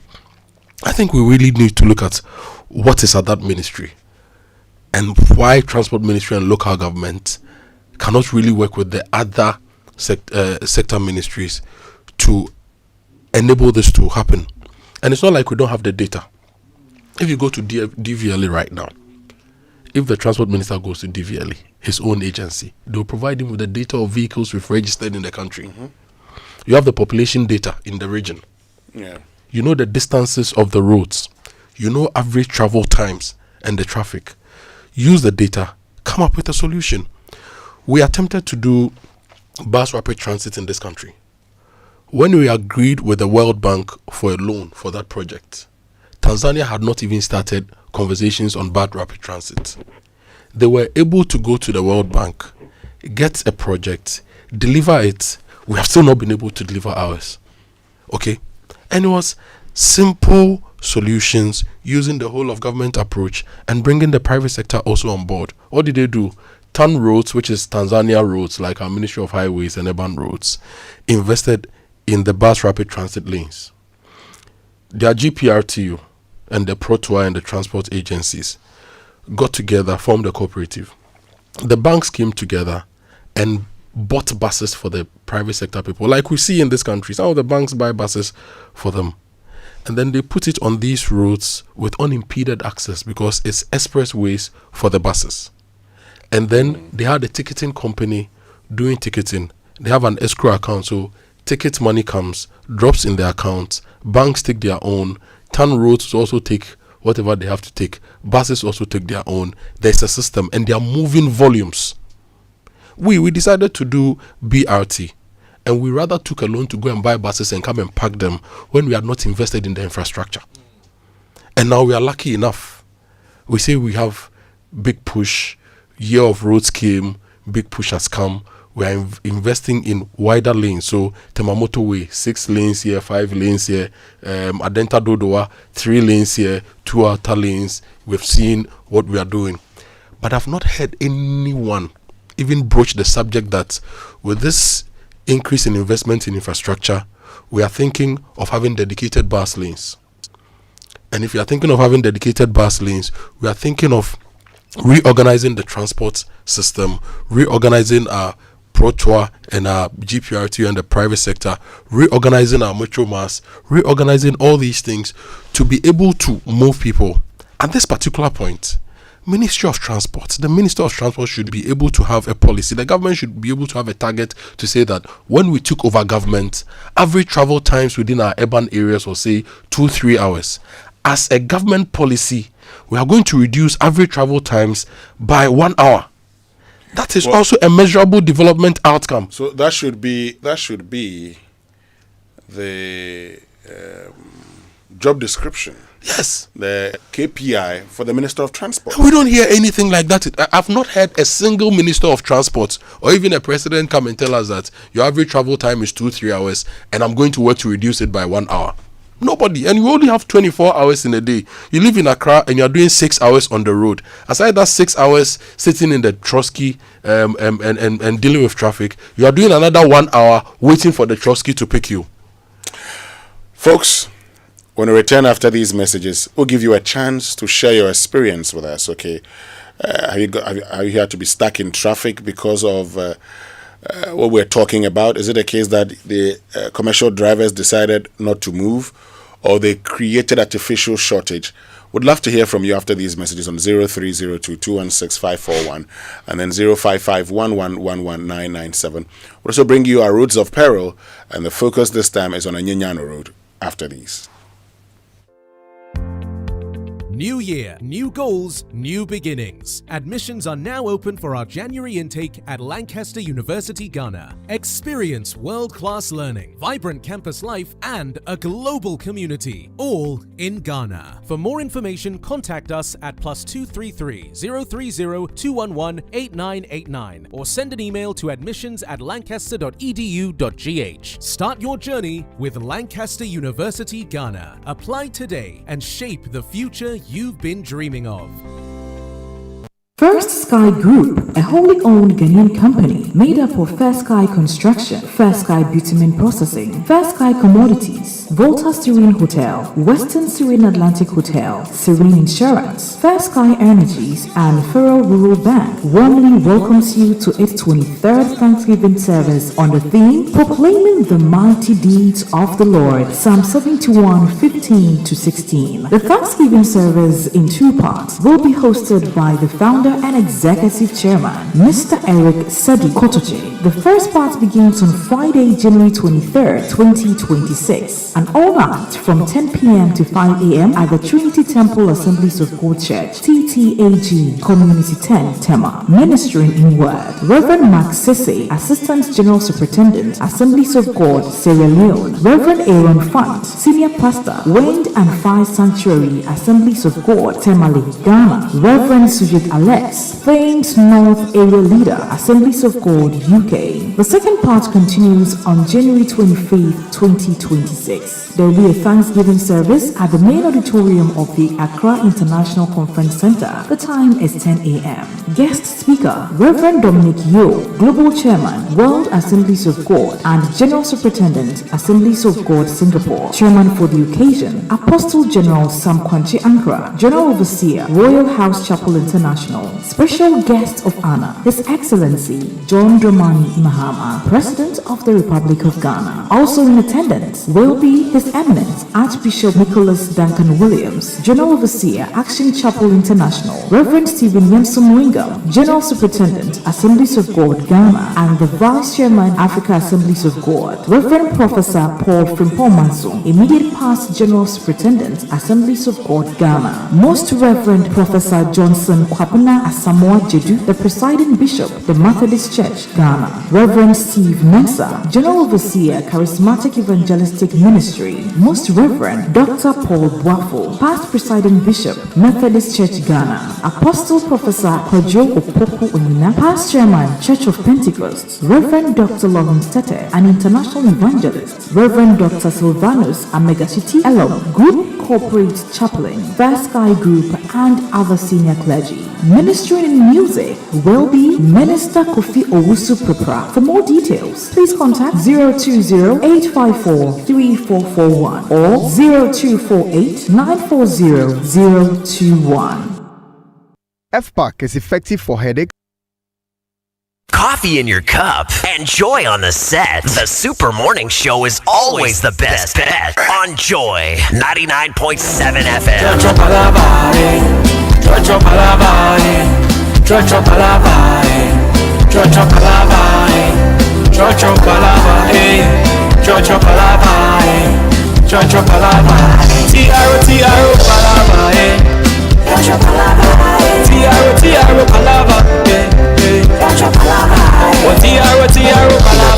Traffic is costing commuters more than time. As congestion worsens, commuters also face higher transport fares, particularly during rush hours. Reacting to the situation, the Minister of State in charge of Government Communications, Felix Ofosukwache, has accused some commercial drivers of deliberately reducing vehicle availability to push fares up. Now, some of these operators do not go to the designated spots. They roam in the hope that they are creating scarcity to drive up prices so that they can engage in rent-seeking behavior. It is unlawful activity. Commercial drivers responding to the minister have rejected the allegation. Yeah, totally wrong, outrageously wrong. He has got everything wrong. No, the station here we don't do that, but here we regulate whatever is there, and no driver here charges more than what we are supposed to charge. What the minister is saying is not true. He is totally wrong. By right, he should have come down and then take the information from here and then can convey it to the public. And then those who charges more than necessary are those wole. They go and come. We don't even know them.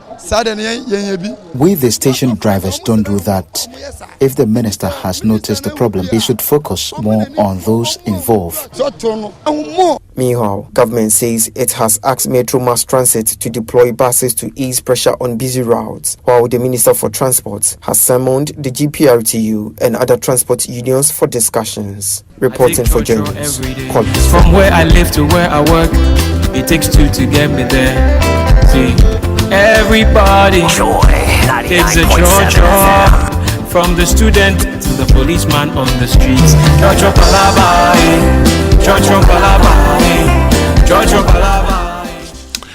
Well, that's the situation in Accra. But I'd love to hear from you, okay? If you experienced it, share your thought with us. I mean, wherever you are, I mean, not just in Accra, if you are in Kumasi, if you are in Takrady, if you are in Tamale, if you are in Sunyani, and you've gone through a similar situation, please give us a call on 0302-216-541 and then 055-1111-997. You know, in the song, Six String says, everybody experiences trotro. It is not true. Majority of us experience the trotro, but the people meant to face the problem don't experience it. Once they are given the responsibility to fix it, they get brand new SUVs, they get drivers, their accommodation is changed for them, allowances are paid, they are moved from wherever they live, they get so many perks, they actually don't experience the problem they are to fix, and they forget their previous experiences. That's how I see it. If they were like that, the Danish MPs and the Danish ministers and your Scandinavian and European ministers who will take public transport to work like us, they'll make it better. Okay, let's get on to the phone lines. Justice is in Dansuman. Justice, good morning. Morning. Happy New Year to you. God is taking care of us. We believe you are fine. Yes, we thank God is taking care of me too. Great. Share your thought with us. What's your experience? It's very bad. It's very bad. I just discussed this thing with one of my colleagues, I think last week, that when our leaders, when they close, they sit in their V8 and those things. Some of we, the citizens, stand on the sun looking for car, going home. How they feel? I think instead we have to do something about transport system, especially the public transport. It's very bad. You go from work 5 o'clock, reach home 10 o'clock, 8 o'clock. What time are you going to eat and sleep? And the following day we go back to the work. Is there somebody thinking about us at all? It's very serious. I think we have to do something about it. The authority have to do something about it. And while we get them to do something about it, in your case, what's that specific experience you have to share with us? Hello? Yeah, Justice, where do you pick your vehicle and what's the experience there? I normally I take car from Accra Post Office. Sometimes I'll be in queue for an hour before getting car. Look. And sometimes when you see the lines of challenge, I don't know how to describe it. So I think either the government have to provide a lot of bars for rush hours, like from 7 o'clock to that 8 o'clock, we will to work. And the closing time to people are ready to pay. It's not free. Only we want car to join and pay and go to our parents' home. All right, Justice, thank you very much for joining us. You'll be in a queue for 1 hour. 1 hour. And then when you get into the trotro itself, traffic for 2-3 hours. Oh, bad. 0302216541, 0302216541, and then 055-1111-997. But if you need fuel, make the smart stop at Star Oil, Ghana's largest oil marketing company. With over 240 stations nationwide, Star Oil gives you high quality fuel, great service and real value for money. And this is why many Ghanaians are switching to Star Oil. And with a Star card, you can enjoy cashless fueling and easy expense tracking. So wherever you go, choose Star Oil for your quality and affordable fuel. Okay, let's get back onto the phone lines now, where Rookie is in Hacho. Rookie, good morning. Good morning, Winston. Happy New Year to you, Rookie. Happy New Year to you.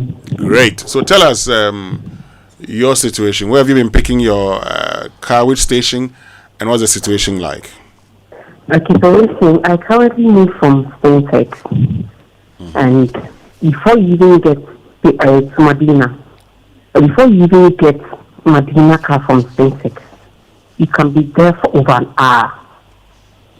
Now here's the case I'm going to have. When you get to Atomic, you can be in a queue for more than an hour and a half. 2 days ago, I left the workplace exactly 4:45. Okay. Winston, I got home 8:15. 8:15? Yes. Almost 4 hours, 3.5 hours after you left. Yes. Wow. Wow. And when you see the queue at the station and the number of people, I go home and I was so tired. You will be. Coming back in the morning, you have to struggle because you don't leave home early. Currently, my junction, you have to be in a queue almost an hour before a taxi will come for you to board back to Atomic in 6:06. So if they really want to do something about the queue, they should, because it's really stressing us. Oh, okay. And the taxi, have they increased their fares?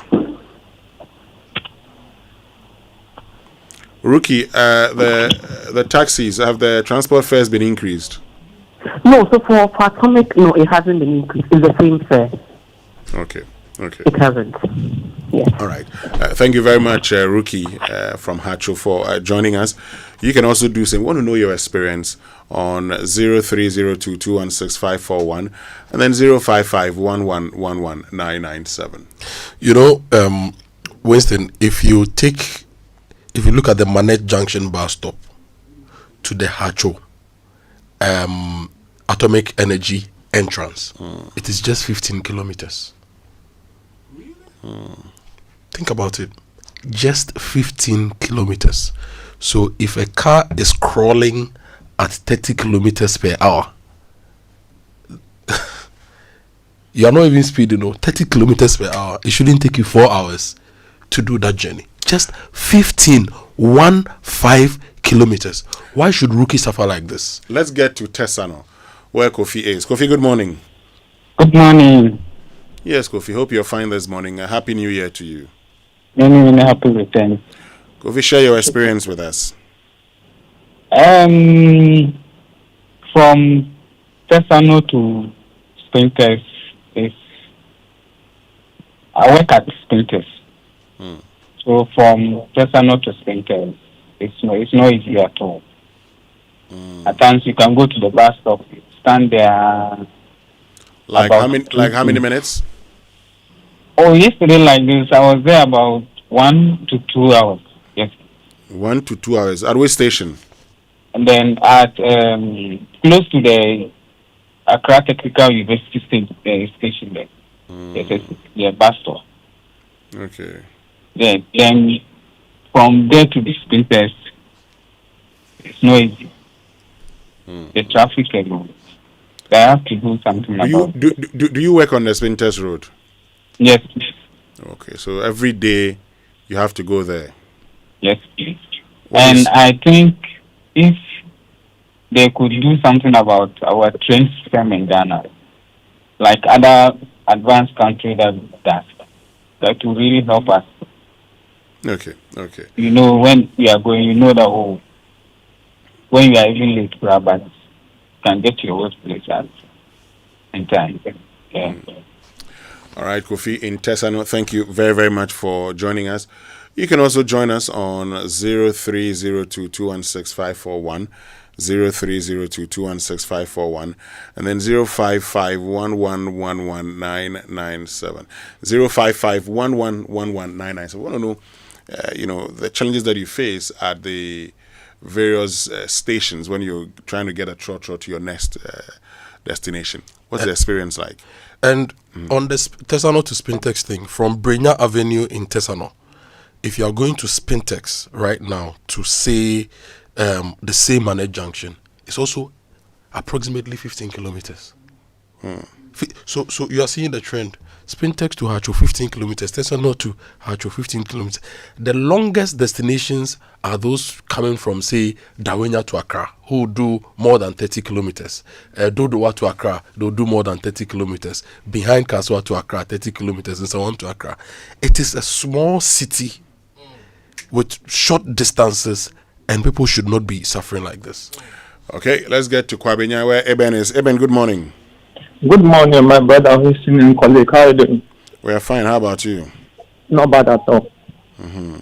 You see, in where I am, and what I don't get is, if it is 5 a.m. and you want to come to Central Accra, you stand and you will not even get a straight car. And at times, if you be able to get there, you get it from there to Circle before you continue. So for me, I will be very much happy if they bring the train again, because at times when the train used to be there, when you even get to Dome Crossing, you can wait there and board the train. But now all the rains have been taken away. So we plead with the current administration, if the train will come back, so at least when you even wake up and you are not getting the straight car from where I am in Kwabenya to Central Accra, then you just wait the train at Dome Crossing. I think it will serve good for the whole country. Have a good morning. Thank you very much, Eben from Kwabenya. You can also join us on 0302216541 and then 0551111997. So it's new beginnings, new energy, new you, and it's the return of joy at the mall at the Achimota Retail Center. The Achimota Retail Center is giving you the perfect opportunity to start this year on a healthy and refreshing note. This is the time to renew your energy and gain the momentum you need to chase your dreams throughout the year. New year, new you, step together, celebrate together from the 23rd to the 25th of January 2026. Discover perfect wellness products to support your wellness goals. Health accessories, fitness equipment, organic and natural items will be on exhibition on 24th January 2024. Lexus Bill. Join Lexus Bill for a fitness walk around Achimota, followed by an exciting aerobic session at the center. Register for free. Call 0500,000 828 or dial star 800 star 066 hash. Start the year right with good health, great energy, and positive vibes. Meet your favorite Joy FM presenters and celebrities and create unforgettable moments. Achimota Retail Center, a vibes. Chidiak is in La. Chidiak, good morning. Good morning. Happy New Year to you. Same here. Prosperous New Year. Amen. Amen. And both of you. Fortunately for us, we have a listening president. He said we should hold his foot beside the fire burning. If we don't hold it and his left power, these problems will not be solved. Because I cannot foresee a serious people moving this country forward. So let's hold him. What he can do, he must do it. First of all, the Minister of Transport, -50. He's doing nothing. He's not proactive. The way his president is serious, he's not serious. Up to now, we don't know what plans he has for this country. He's just there taking money. He must leave the position so they bring serious people there. And let's keep the fire burning. Thank you. Thank you very much, Chidiak in La. You can also join us on 0302216541 and then 0551111997. 0551111997.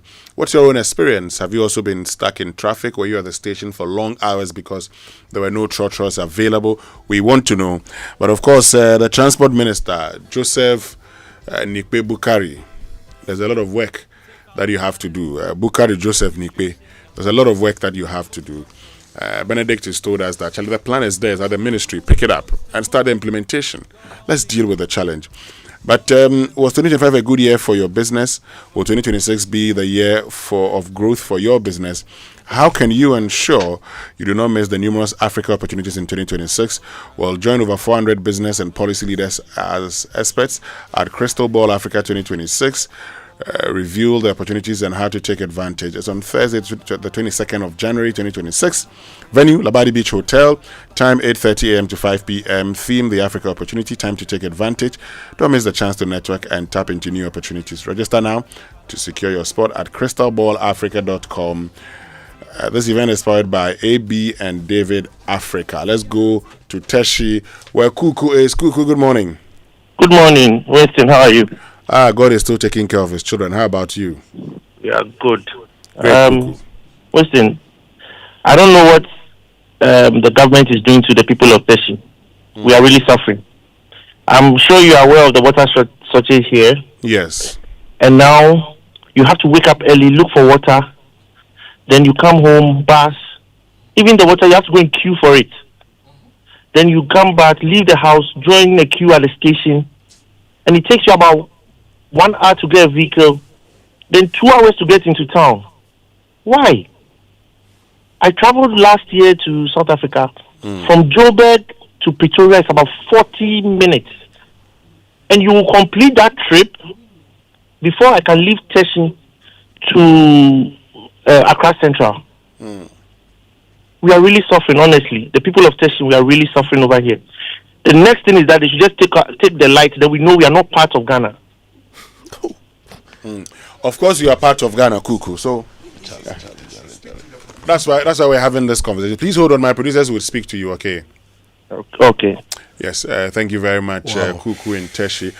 You can also join us on 0302 216-541 0302-216-541 and then 055-1111-997. Now, we're talking about post-harvest losses earlier, $1.9 billion every year. There's a big solution for Ghanaians in the agri space. IMVG Warehouses at Ankwa Dobro is offering cold storage solutions for all of us. They have a modern cold room, a 3-level pallet racking system for hundreds of pallets, CCTV, forklifts for easy handling, and reliable backup power so your goods are kept safe, fresh, and ready for delivery at all times. Whether you need a storage for a few months or for the long term, IMVG Warehouses provides flexible, cost-effective plans tailored to your business. And so if you need premium cold storage you can trust, you need to call them on 024-472-0034 and 024-946-5760 or visit imvgwarehouses.com today. IMVG Warehouses, protecting your products and profit. We can pick our last caller, John in Laura. John, good morning. Yeah, good morning. Yes, John. If they say that people are suffering from this kind of issue are the people of Upper West, we are really suffering a lot. My brother, from Laura to Wa, our regional capital, before you get a car, then it will be like thy kingdom come. Hey. I said, yes. We have a brother who is moving from Laura to Wa. He's called Big Yaro. If Big Yaro just leave Laura 5 a.m., then that's all. Unless you go and stand on the road, maybe we don't know. Our own regional capital. But that is not the issue. My issue is still the roads. Look, from Accra, the nation capital, to Hamele, very bad. From Accra, the nation capital, to Elibu, very bad.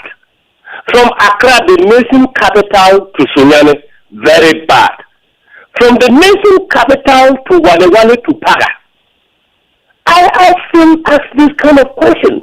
That in this 21st century, if you are moving from our highways, the roads are bad. And time on, we will keep voting for politicians. They will keep on going for loans. Then our roads are not working. That is what is just disturbing us. Because if the roads are good, maybe like how I put it from Accra to all these stretches, like drug carriages, the roads are asphalt. People like private people will go and buy buses for themselves so that this business will keep on going. Am I lying? Go ahead. Yes, I think that there is a time coming, if any government at all will put aside building schools, then put aside building that kind of small tape compounds, and let's put it as 4 years or 8 years. Let us concentrate or focus on our highways, build our roads. I think that in the near future, I think Ghana transport system, it will just help us. That is also my suggestion. Okay. Thank you, bro. Thank you very much, John in Laura, and you'll be our last caller for now. Now, long message from Ernest in Accra says, good program on our transport challenges. The red buses you see on the street of London are termed public transport, but they are owned by private transport operators and not government. London, for example, is divided into zones, and the private companies bid for the zones. The tender document says the strict standards for the bid. This includes the color of the bus must be red, the minimum buses needed per zone, the scheduling time per route in a zone, and so on. It's a comprehensive tender document. In fact, the whole transport process is monitored and supervised electronically. Government buying buses for road transport like Metro Mass, Ayalulu, and state transport belongs to the past. It will not work. Ernest in Accra. Well, look, while we're talking about transport and all, it's also important we talk about our roads, okay?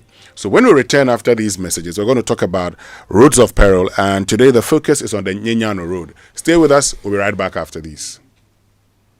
FPAC is effective for headaches and relieves the symptoms of flu, colds, and catarrh. FPAC blows away the pain associated with sore throats. During and after a hard day's work, FPAC relieves you of body pains. After the day's sports workout, FPAC helps the body to control the aching muscles. FPAC is effective against feverishness. FPAC reduces body temperature associated with malaria and other fevers. FPAC is effective against rheumatic pains. You can find FPAC in all pharmacy and chemical select shops throughout the country. FPAC is not recommended for children less than 16 years of age, ulcer and asthmatic patients, pregnant and lactating mothers. If symptoms persist for more than 2 days, consult your doctor. FPAC blows your pain away. FPAC Junior follows in the tradition of FPAC tablets, a trusted friend to relieve your child of pain associated with teething, catarrh, cold, and fever. The good that FPAC does for you, FPAC Junior does for your child. FPAC Junior is for children between 6 months and 12 years. FPAC Junior blows your child's pain away.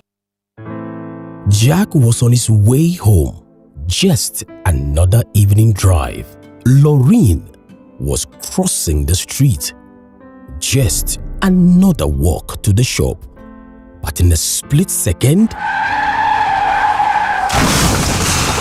everything changed. One moment could save a life. Accidents keep rising and casualties keep climbing, leaving families in pain. Remember, avoid drinking and driving. Wear your seatbelts, helmets, and look both ways before crossing. Road safety is in your hands. The Road Safety Campaign is brought to you by Ayuda, Ghana's #1 services app. App Bako Services Bebre, Universal Motors Limited, driving trust, delivering excellence, and powered by Joy FM, Adum FM, Asempa FM, Hits FM, Joy News, and Joy Prime.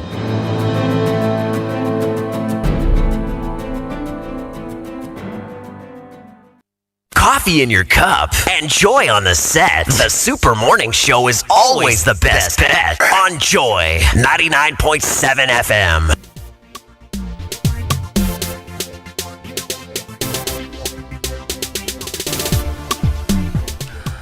Welcome back, and thank you very much for staying with us here on the Super Morning Show on Joy 99.7 FM. And Kojo Boateng, our friend and brother Johnny Hughes, says that I should tell you that it's Ayikai Doblo and not Ankwa Doblo. I don't get it. Okay, well, that's the message he sent. So the place is spelled Ankwa. Is it pronounce Aikai or Ankai? Well, that's the message he sent to me to be delivered to you. Okay. So, Johnny, I've done my job. So, Aikai Doblo. Doblo, yes. Not Ankai Doblo. But we're going to talk about the Nyanyan Road shortly. But before that, let me tell you about Kingdom Books and Stationery Limited. You know they are your number one supplier of quality office essentials, equipment and furniture at affordable prices. Now they've introduced an online store for your shopping convenience, which means you can now shop by simply logging on to kingdomstoreonline.com without physically coming to any of their branches. It's hassle-free, and they will arrange delivery to your home and office within a reasonable time, offering free delivery within Accra and Tema. And they accept payment via Momo across all networks. Terms and conditions however apply. At Kingdom, quality and affordability are their hallmarks. And you know, where some see challenges, Stanbic always sees opportunities. Where others spot risk, they unlock value for you. And Stanbic Corporate and Investment Banking is partnering with businesses driving Ghana and Africa's growth. If you are in the energy sector to mining, infrastructure to trade, they finance the ideas that empower economies, okay? And their partnerships with market leaders in the energy, trade and mining sectors prove that when ambition meets expertise, growth is inevitable. So talk to Stanbic if you want a partner for life. Give them a call on 0302-815-789 or speak to the CIB team in any of their branches. You can also go to stanbicbank.com.gh to get started. Stanbic Corporate and Investment Banking, driving growth, creating sustainable impact. So let me introduce you to MTN Business Eye, okay? If you're a business owner looking for a smarter way to keep an eye on your shop, restaurant, office, or warehouse anytime, anywhere, well, MTN Business Eye is here for you. Keep your business secure anytime, anywhere with MTN Business Eye, the smart surveillance solution that gives you total visibility and control. It's powered by Wi-Fi, SIM connectivity, cloud storage, and solar energy. So your security never sleeps, even when the lights go out. Enjoy 24/7 monitoring, real-time alerts, two-way audio, and reliable backup, all at affordable rates. Dial *5060# today and keep your business in sight always with MTN Business Eye. MTN is everywhere you go. And this message says, Kojo, please tell the IGP that the police barriers at TT Brothers and Bone Roundabout is a nuisance to road users on the Dorinya Road, and they should be removed. Now, let me tell you about Rosebank University. If you are dreaming about world-class education, you need to stop dreaming and start living it. And Rosebank International University is delivering global higher education to you right here in Ghana. It's accredited by the South African Qualifications Authority, the British Accreditation Council, Ghana's GTEC, and they have other international alliances with City and Guilds UK and others. So talk to them today. If you are ready to lead in supply chain management, master the culinary arts, or innovate with digital marketing and IT business systems. It's premier education, and they have world-class facilities also at the Rosebank International University College here in Accra. And you can choose from a wide range of qualifications, from diplomas and undergraduate degrees to postgraduate degrees like DBAs, MBAs, MScs, and MPhils. And you can apply online at riuc.edu.gh. Their office is at the Opebia House, Airport City, Accra. And you can also call them on 030-700-7800. Rosebank International University College, fast track your global career. Yeah. Lots of your messages. Are you kind of blow? Are you kind of blow? Lots of your messages. KWA. Yes. This one from Anthony says, we have 10 people. We're giving responsibilities to fix this country into demigods. I was on a Domepila 2 road. An immigration officer in an Uber asked the Uber driver to put on his hazard light so that she can move through the traffic quickly. Another man in a Land Cruiser was also flashing the blue and red lights just to move out of the traffic. This country, we are our own devils. We are not ready and unwilling to do the things to benefit this country. I blame it on us. I have my own car, but I am very concerned about time management and utilization. The problem affects me too. Now, that's Anthony. AC in Tema says, I was to go to Bogoso last Friday, got to the station, and I was in a queue for 2 hours. The queue wasn't moving, and looking at the time and the length of the queue and where I was, I had to return home. Benjamin Oyibi says, good morning, guys. The issue of trotro cars charging more than expected fare is true. Come to Medina Zongo Junction. From Medina to Dodowa, they charge 10 cedis. If you can't, then forget to join the car. This happens every day from 4 p.m. This is uncalled for. Okay. This one says, Kojo, in Ghana, we elect and appoint good people to manage our issues, then insulate these people from the issues with comfort and wonder why we keep complaining about everything failing. Max in Adenta says, good morning. So he wants the transport minister probably to use public transport. Yeah, he should. What is available to us? He should. He must feel who it. Feels it knows it. Knows it, yeah. So he has to feel it. And this one, Max says, good morning, team. The challenges of the transport in the city is evident in the performance of the transport ministry. Not surprised he was one of the non-performing ministers. This is an opportunity to improve the transport system in the city, clean up those trotros that are not roadworthy. Max in Adenta. Okay, which means we can now bring you our Roads of Peril. And in today's episode of our feature series Roads of Peril, we are in Gomuanyanyano in the central region, where years of neglect have left a key road chokewake with dust and riddled with potholes, turning daily travel into an exhausting ordeal.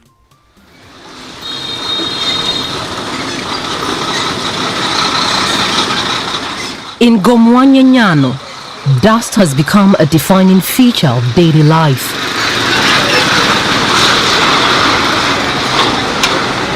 Drivers move very slowly on the road, carefully steering around deep potholes to avoid damage to their vehicles. The constant wear and tear has made repairs a daily necessity, and many say the cost eats into nearly all of their income, making it difficult to support their families or meet basic needs. Yeah, Juma, 5 years. I've been driving from Kaso to Nyanyan for the past 5 years. And almost every week, something goes wrong with my vehicle.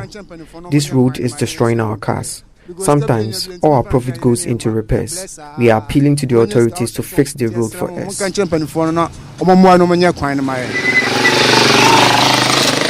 From Kef, linked to Millennium Junction.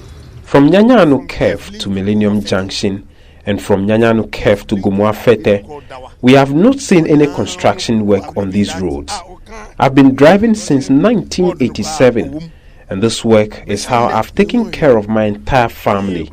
I'm constantly spending money on spare parts because of the poor road conditions. The remaining section here in Gomuanyanyano that has not been constructed should be completed as soon as possible.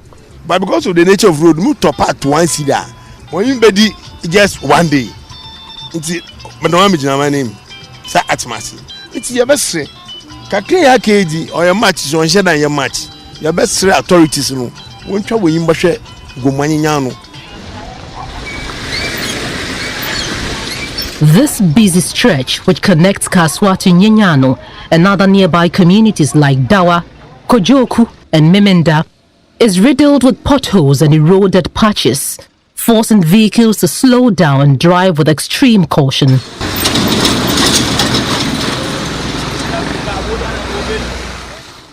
The road, according to residents, has deteriorated for more than 4 years. They say the dust seeps into their homes, affecting their health and overall quality of life.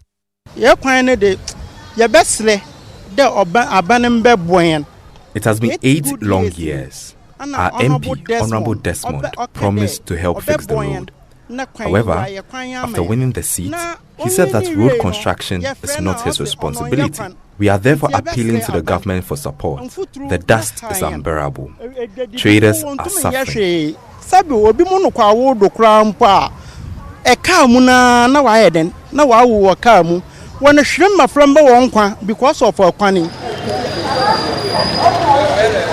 For traders like Gifty Oye, daily exposure to the dust on the road is taking a serious toll, not just on her health, but also on her earnings. Every day she spends hours carefully cleaning her goods before they can be sold. Because of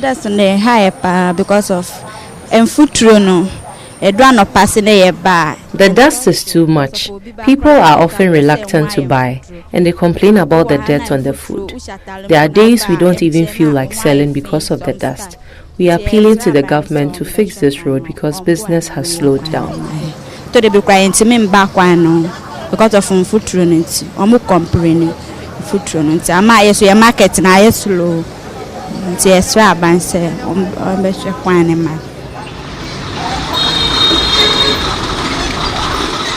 But the challenges on this road go beyond dusty goods and lost income. Residents say the poor condition of the road has put lives at risk. Pregnant women have reportedly gone into labor while trying to reach the hospital. And drivers dodging potholes have caused several accidents in recent months. Drivers plying this route, traders selling their wares here, and residents alike want the poor road network fixed to make daily commute a little easier. For Joy News, I am Pelo Fori. Right, so that's the situation on the Nyanyano Road. Very dusty, and you've heard stories about, the sick spending lots of time on the road, sometimes pregnant women delivering even before they get to the hospital. Certainly that's not what, we expect in the 21st century Ghana. At all. So we're drawing attention there, and as part of our campaign, our series Roads of Peril, we're putting the spotlight on poor roads and inviting the assemblies and, most important, the Ministry of Roads and Highways. Kwame governs Agoja, the minister in charge, to get there and fix these roads. Yeah, and it's important that we do everything we can to fix the roads. Like Nyanyano, for example, do they also have drip? If Big Push hasn't gotten there, can we put them on drip and ease their pain? You see the whole thing, and it's possible. It's possible. And fixing all these roads in certain places, we can use labor-intensive public works and support with drip, just to ensure that these people can move about in a dignified manner. And whilst you are talking about a place like Enyano, for example, this morning, our man Sabute was telling me something about how the Akuse Esuchari Road, the state of that particular road, Esuchari Road. If you look at the fact that that place, for example, hosts your biggest rice production system, irrigation scheme in the Greater Accra region, Eastern region. Yeah. And every year, we will have a Greek minister and president. Oh, we are importing too much rice. We want to do import substitution. We want to eat our own rice. But we won't fix the road. The Akuse, Asutari, Osudoku. And I know that. I mean, when you drive through that road, you see the irrigation areas, and you see them there. Yeah. But we won't fix the road. We won't fix it. Nyanyano, for example, if you look at the Kaswa area and the development and the kind of economic activities that go on in that particular area, we should be seeing some action in the areas. And it's not like we are asking for too much. I always argue that things like roads are not things we should struggle to have. And this is my point of argument. What do you need for a road? You need machinery. We don't make them here. These days, we are lucky that some are being assembled here, like the whole tracks and all those things. They are being assembled here. There are graders that are assembled here. Backhoes that are being assembled here. I've been to a factory, the Sunda, is it Sunda? Yang's factory. Zonda. To see them being assembled, so it's great, right? Aside the machinery, the plant and equipment, you need human resources and brain power. We have an overabundance of brain power in this country when it comes to road construction. Now, material for road construction, you need fine aggregate, coarse aggregate, sand and stone. We don't import sand and stone to build roads. Those are natural resources vested in the states. Ministry of Lands and Natural Resources takes care of those natural resources. So all these mountain ranges, all these concessions we've given people to blast rock and mine rock. So if you need rock and laterites to build roads, the state owns those things. So if we want to build roads and fund roads without breaking our backs and without taking wild loans, and we use the common sense approach, deploying technical know-how, we have the material. So the bit we don't have is what do you call it? Is machinery. Which now we even have. Fuel. We have fuel. And in fact, once bitumen, because Tor is processing crude oil, byproduct bitumen, and concrete. You need sand, stone, water, and then cement. And cement is also something that we have. If we had been smarter way back and looked at developing our pozzolana cement chain and reducing the importation of other things, because concrete, cement, for example, we mine a lot of limestone in the Krobo areas. I don't know how often you go to those areas. You see these huge trucks transporting limestone to Tema. So God has blessed us with about 60 to 70% of your core input for roads here. Why are we unable to build roads? Wherever you go, they use what they have to build roads. Go to Italy. They are using stones to build roads, and they have roads they built before Ghana became independent. And so why can't we? Charlie, Winston, why can't we build roads? We just don't care. Why should roads be infrastructure that burdens the state so much? And when we build them too, they don't last. The road they built at Amrahia Katamanso Junction to Katamanso, they started building that road on election day 2024.